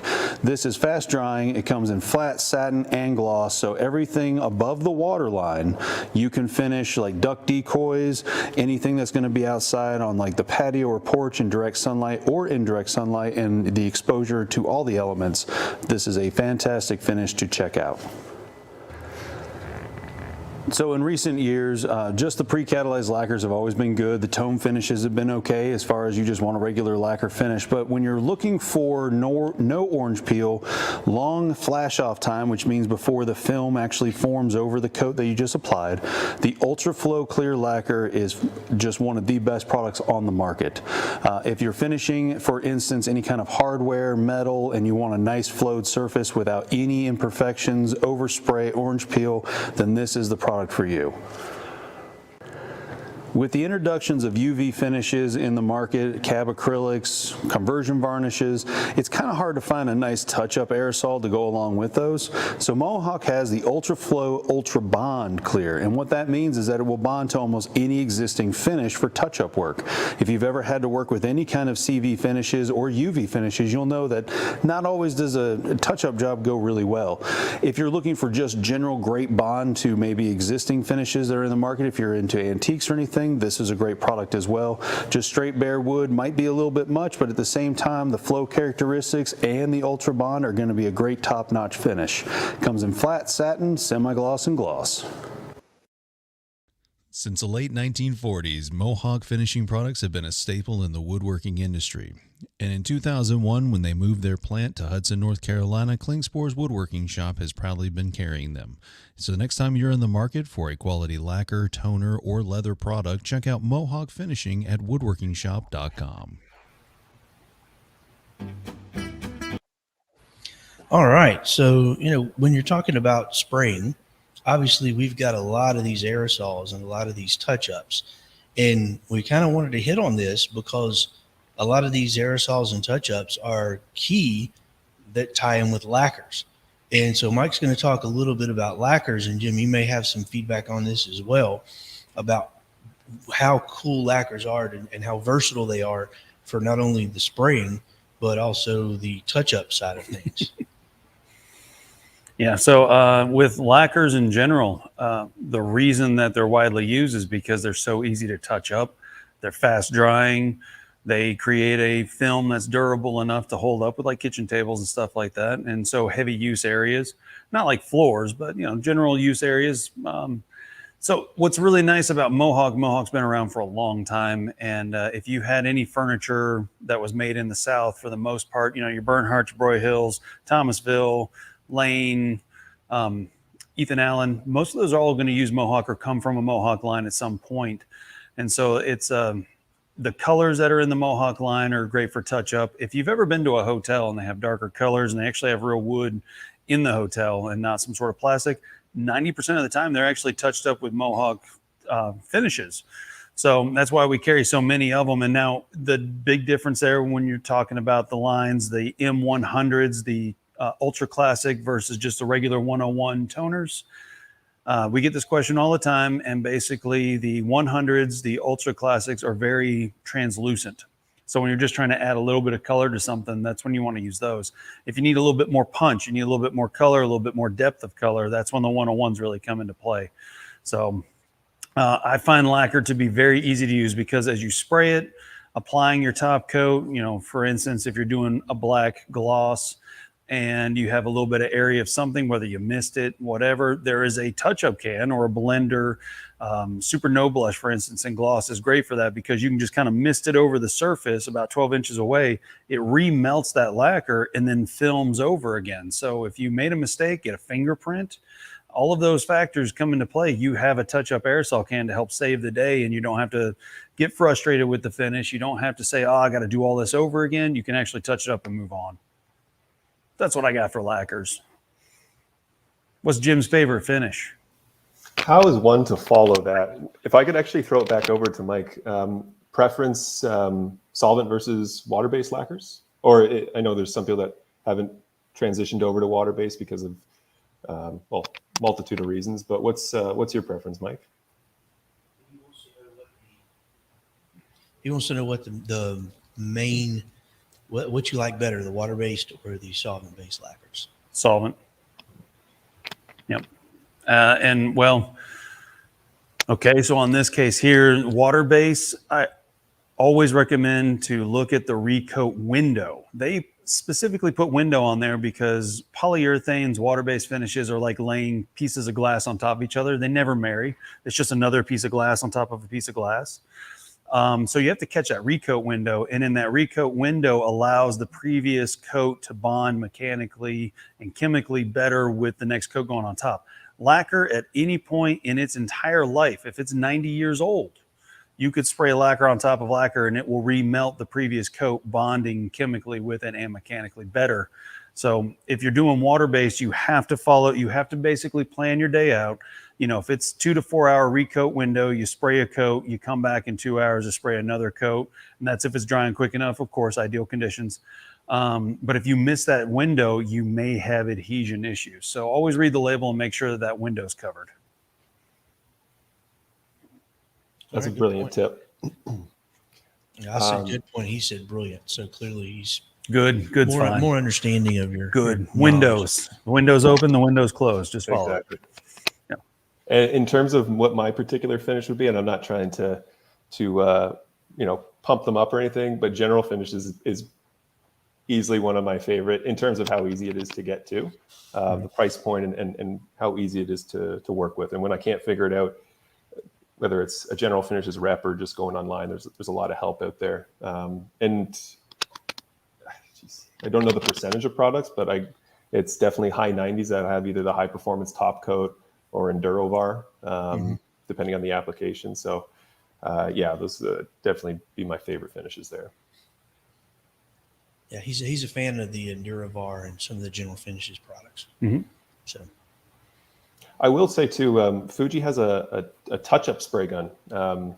Now, it's not to the same, I guess, precision as the Mohawk aerosols, but if you are looking to do just a little bit of touch-up work, we do have it's part number 9622. I don't have it with me here, and it's a touch-up spray gun. It has a much smaller spray pattern overall. I think it goes from about a quarter of an inch, roughly a quarter of an inch, to about 6 to 8 inches wide. So that's also good for little touch-up bits.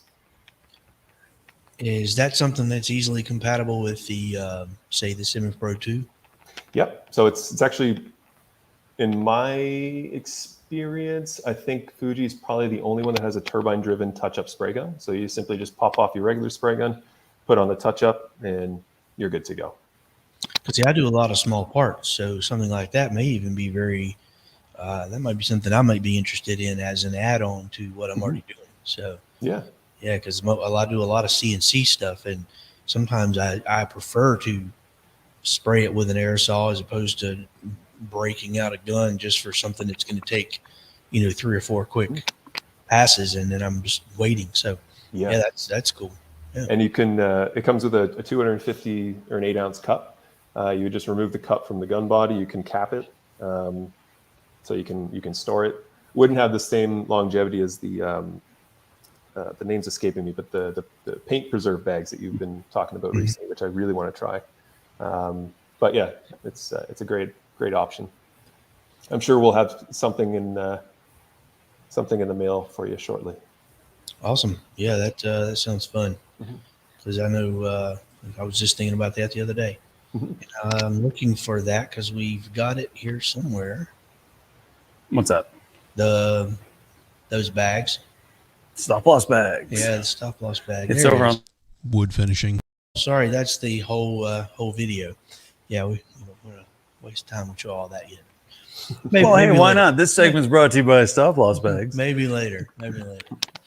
Yeah, Yeah. So, all right. Well, I don't see any additional comments coming through. You're welcome to hang out with us and watch the Mohawk finishing touch up. We had the one of the experts in.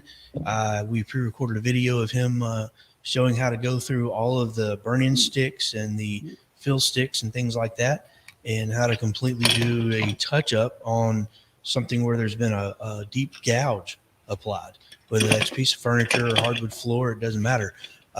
Very cool presentation, and he does a fantastic job putting all that together and making it easy to learn. Oh, I'm great. gonna mute that. That was a little loud. Yeah, sorry, Mike. Unless there's anything else Mike needs to add to the conversation. He's walking away, shaking his head. So I guess that's no.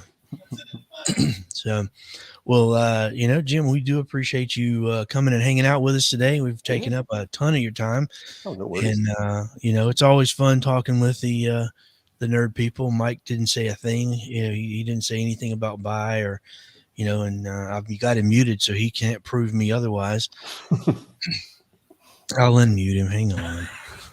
Yeah, Jim, thank you very much for joining us. Really do appreciate your time. Whenever we call you, you're always very patient with us, very patient with the questions, and always have the answer. So we appreciate everything that you do with Fuji Spray, as well as working with us at Klingspor's Woodworking Shop.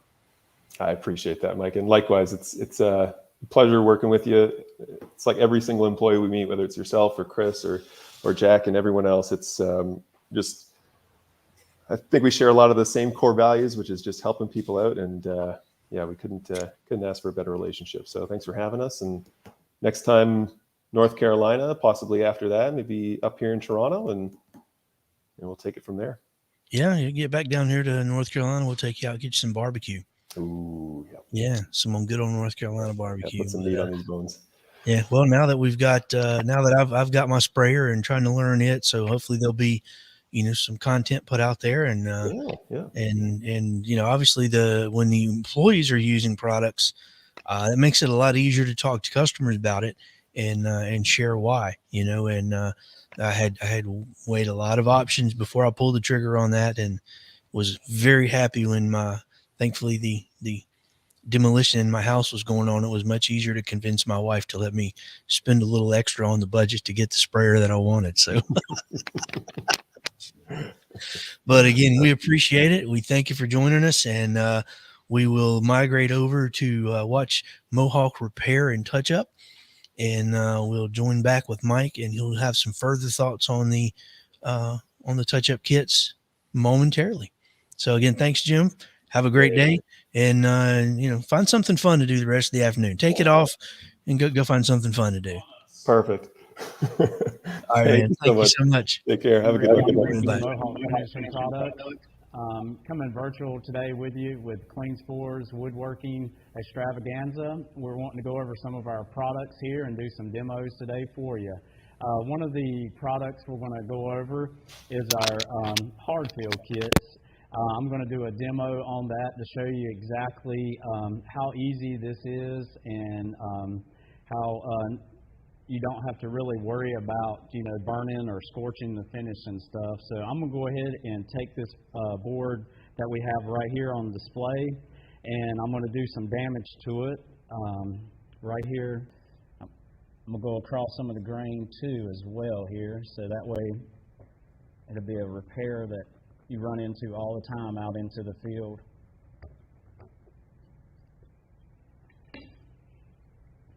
So what we're going to do is we're going to start with our hard fill kit. I'm going to use this one for demo only. This is like one of our standard kits that just come with all the different colors in it, but we have two other kits that Klingspor carries on that for your needs that'll help you out, that they've designed with the colors and everything in mind for what you see out in the field. But what we're going to do is we're going to start with this kit here. This is going to be what you use for your burn-in. It looks a little different than your traditional burn-in that you're used to. It's battery powered. You'll just turn it on. It's got a switch on the top, but it's still not going to get warm or hot until you hold this button down right here on the top. You'll see the light come on. It takes about 7-8 seconds to get to operating temperature warm enough to burn in the burn-in sticks. So at that point, we'll pick one that matches your background color, and we'll go ahead and lay that out. And I'm going to get a couple more of the tools that come in these kits and go over them. This right here is your plastic polymer block. It's got rounded off edges, so that way when you're going to clean off the burn-in, it will not scratch or mar the finish on that. You can move it around. You can see you can smack against the board. It will not scratch your finish on that. Comes with another little piece right here. If you can see, it's got teeth like a comb there. So when we go across the burn-in, it's going to pull it up into these grooves. And then once you're done, you're going to take this tool and you're just going to scrape it across it to clean it out. And I'll demo it here in just a second. And then on the other end, it's just flat, angled a little bit. And this tool fits right down into the block. So when you go to the damaged area, the first thing you want to do is take this block and go across the damaged area. That way, if there are any high spots, any little burrs sticking up, you've got a real good, clean, nice starting point at that point. So once you've done that, you've already picked out one of your hard fill colors at that point. So you'll make sure your knife's on. You'll want to hit the button. Give it about, like I said, 7 or 8 seconds. And then what you're wanting to do is you're wanting to touch the hard fill to the actual point on the burn-in knife, and you'll just let it kind of melt down into the damaged area, which you can see it's already warm at this point. So I'm going to go ahead and we're going to angle it, kind of like you're running a bead of caulk, just slightly overfill it, and I'll pull back so you can see a little bit better. Let me get it started here. And you can see what I was talking about. You're just kind of running it where it looks like a little bead of caulk. And then you'll take this other piece that comes with it, just lay it right on top of it. What that does is just kind of pushes down the hard fill into the damaged area and also pulls a little bit of the heat out at that point. Don't be afraid if you overfill it. That's the beauty of this kit. It'll take off any excess amount for you. Then you'll take your block that I showed you earlier. You can use either side. It's going to have different angles of the grate, kind of like a cheese grater is what it looks like. But you'll want to put this piece right here towards the palm of your hand. And I always start out with just kind of laying it right on top of it with some pressure and just pull straight back the first time. And you can already see it's coming off, getting stuck into the grooves that I spoke earlier about. And then you can just go right back over it, go back and forth. And you can see how it's already leveled it perfect at that point. And if you got a little excess, you can try to clean off if the board's not perfectly flat. But at that point, you take this piece back out, and these little grooves will line right up. It'll pop right out for you. That way you have a clean block at that point for next time. And one of the beauties of this, too, is if the color is not exactly on, you've got a good background color, which you can see here. It blends well, but it's kind of missing a little bit of looks like the glaze, a little bit of the depth, and also some of the grain lines that's missing there, so you can kind of still see the repair area. So we've got another product that comes in these kits. You get 3 of them in it with it. But the beauty of this is our brush tip markers I'm going to introduce to you. And you can get these in 6-packs, kits on that. But the beauty of this is you can see it's got a brush tip, an artisan brush tip, and you can come in and adjust color if needed to make a better repair. Just kind of pat it out. And you can see it's already starting to change the color. And they come in a variety of different colors.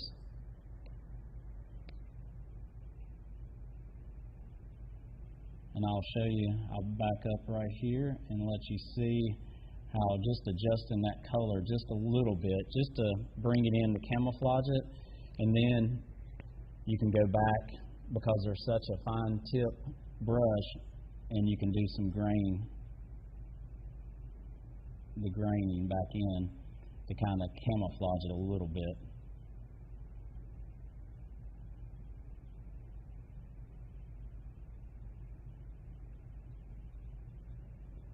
And then at that point, you've got a repair that's blended in with the existing grain. The background colors are correct at that point.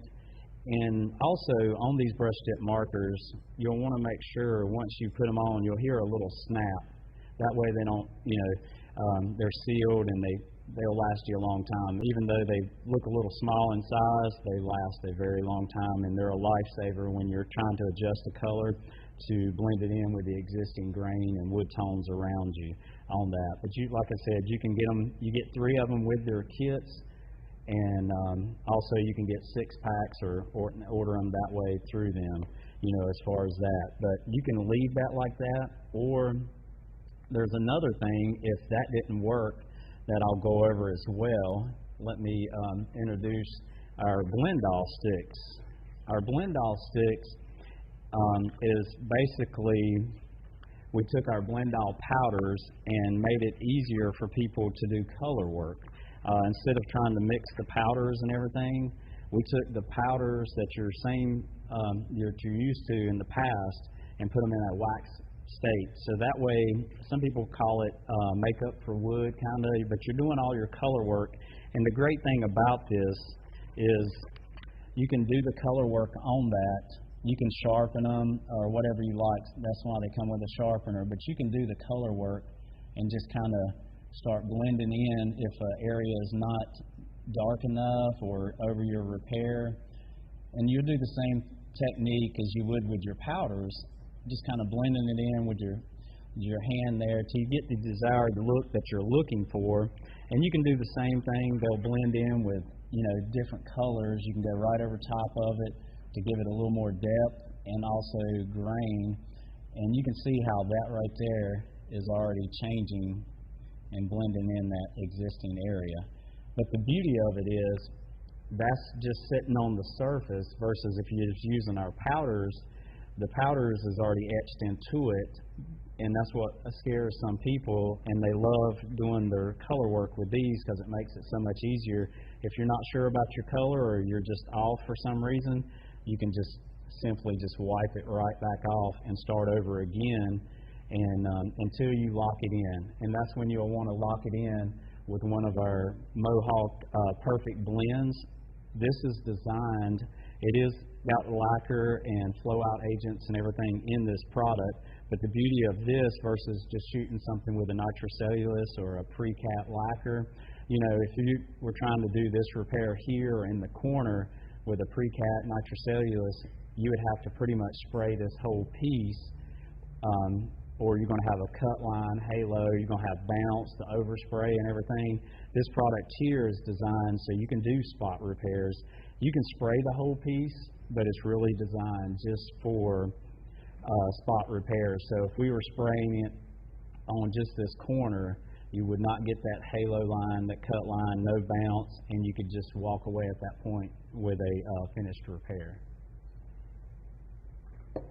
And that being said, I'm going to move on to one other product as well that we carry, is our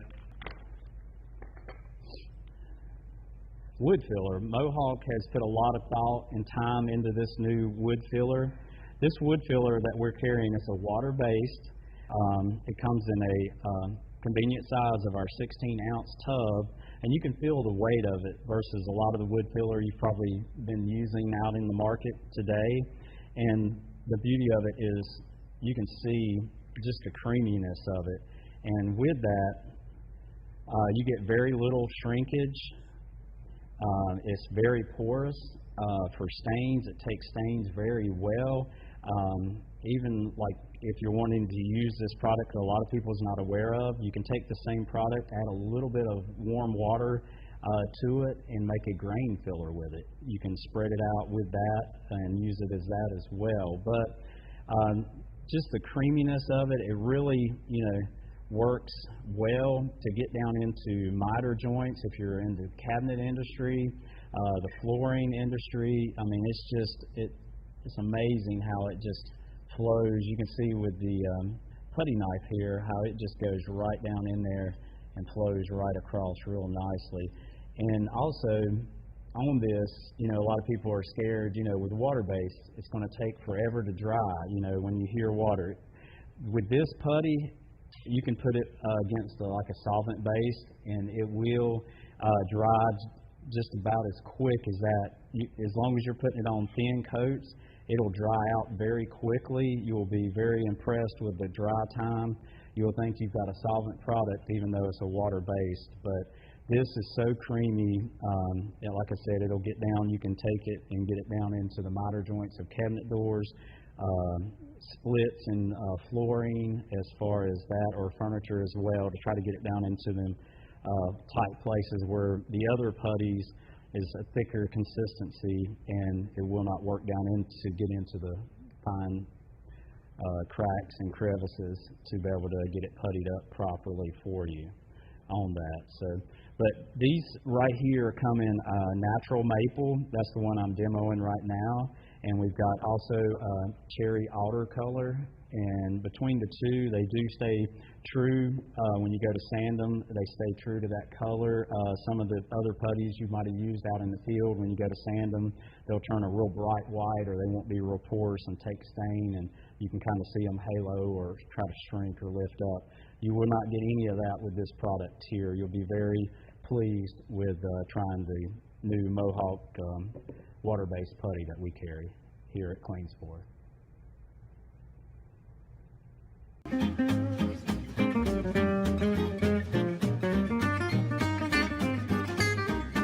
All right. So in speaking with the hard fill kits, we want to thank Ricky from Mohawk for coming and doing that for us. He had mentioned that we had 2 kits that Klingspor's Woodworking Shop carries. They are designed by us. This one is the, I think it's the M888 S as in Sam 3519.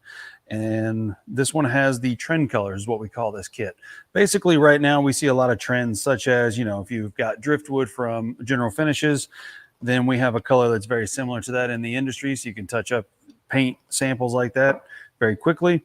But we also decided to add black, burnt umber, red, yellow, and blue. That way, if you happen to have a color, and you can see this one's a little bit more blue than the other ones, but as you melt these, you can actually mix 2 together to get a custom color. So if you have one that's close in our kit, but it's not quite exact, you have a way of pushing it one way or another. In the other kit that we sell, the 18, that one's going to have just generally basically your hardwood colors. They're going to fit more for the hardwood flooring industry. You know, your darker colors, your lighter colors as far as natural oaks and stained oaks and things along those lines. But all the kits definitely come with a clear and a white, and then that is to help push something left or right as far as when you're doing the touch-up. It comes with the pin itself, the actual burn-in knife that's electric battery powered. Comes with the batteries. Comes with a different, if you need this one here is a flatter point. Also has another point with it. Your let's see, the file card to remove 3 of the brush tip markers. Now in the trend color kit, there is a light gray brush tip marker, Van Dyke brown, and then raw umber. And raw umber is going to give you more of a greenish kind of tone to it. And then, of course, your scraper. So this is the difference, is that in the one that Ricky showed us in the video, in the Mohawk standard kit, their sticks are very small. They're half the size of this one. We decided to go with full-size sticks and then just have the colors that were aimed more specifically to trend. So this is going to do really good for all of your cabinets. If you have kitchen cabinets, if you're doing any kind of installation, this is going to be the way to go, as far as you can cover up painted surfaces much faster with this than trying to get a touch-up with an aerosol or a pen. So I just wanted to bring that up to you and let you know Klingspor's Woodworking Shop does have 2 of its very own hard fill kits available, and they're on sale. Everything Mohawk related is on sale 10% off this week. So Chris, if you can switch over, I want to show you something very interesting that I found. So if you joined us earlier for our spraying segment, this morning we had Sam from Erlex in, and Sam painted a blue on here. And then I went ahead and I painted on top of that. And right here, you can see some blistering. So because it was too heavy, you can see there's some sagging right here. Because it was too heavy, whatever he had underneath was not compatible with the latex, and therefore caused it to start to split apart. So you have to make sure that when you're paying attention to spraying and the type of materials that you spray, is that you watch out for things like this. because if they're incompatible or if they're not fully dry and ready for another coat to go on, that type of thing can happen. So that's all I have for today as far as finishing tips go. If you have any questions, comments, please leave them in the comment box below. Let us know. We will be checking this all week.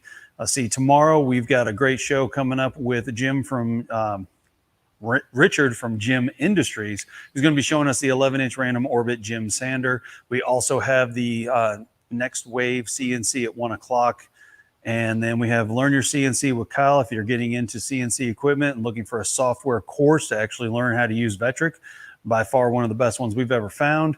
And then we have our entire CNC review panel with Chris and all of the guys in that panel. So if you got Frank from Mana, you've got Kyle from Learn Your CNC, and then you'll have Randy Johnson. Randy Johnson.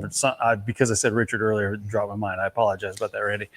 So join us tomorrow. We're going to be, we'll be doing the same thing. Extravaganza, 21st annual Woodworking Extravaganza. Make sure you check out woodworkingshop.com for all the sales specials, as well as woodworkingextravaganza.com for all of the calendar of events we got coming up this week. So for Klingspor's Woodworking Shop, I'm MikeZ. And I'm Chris. Guess we'll see you tomorrow. Y'all have a great day, everybody. Thanks for joining us. Thank you for joining us.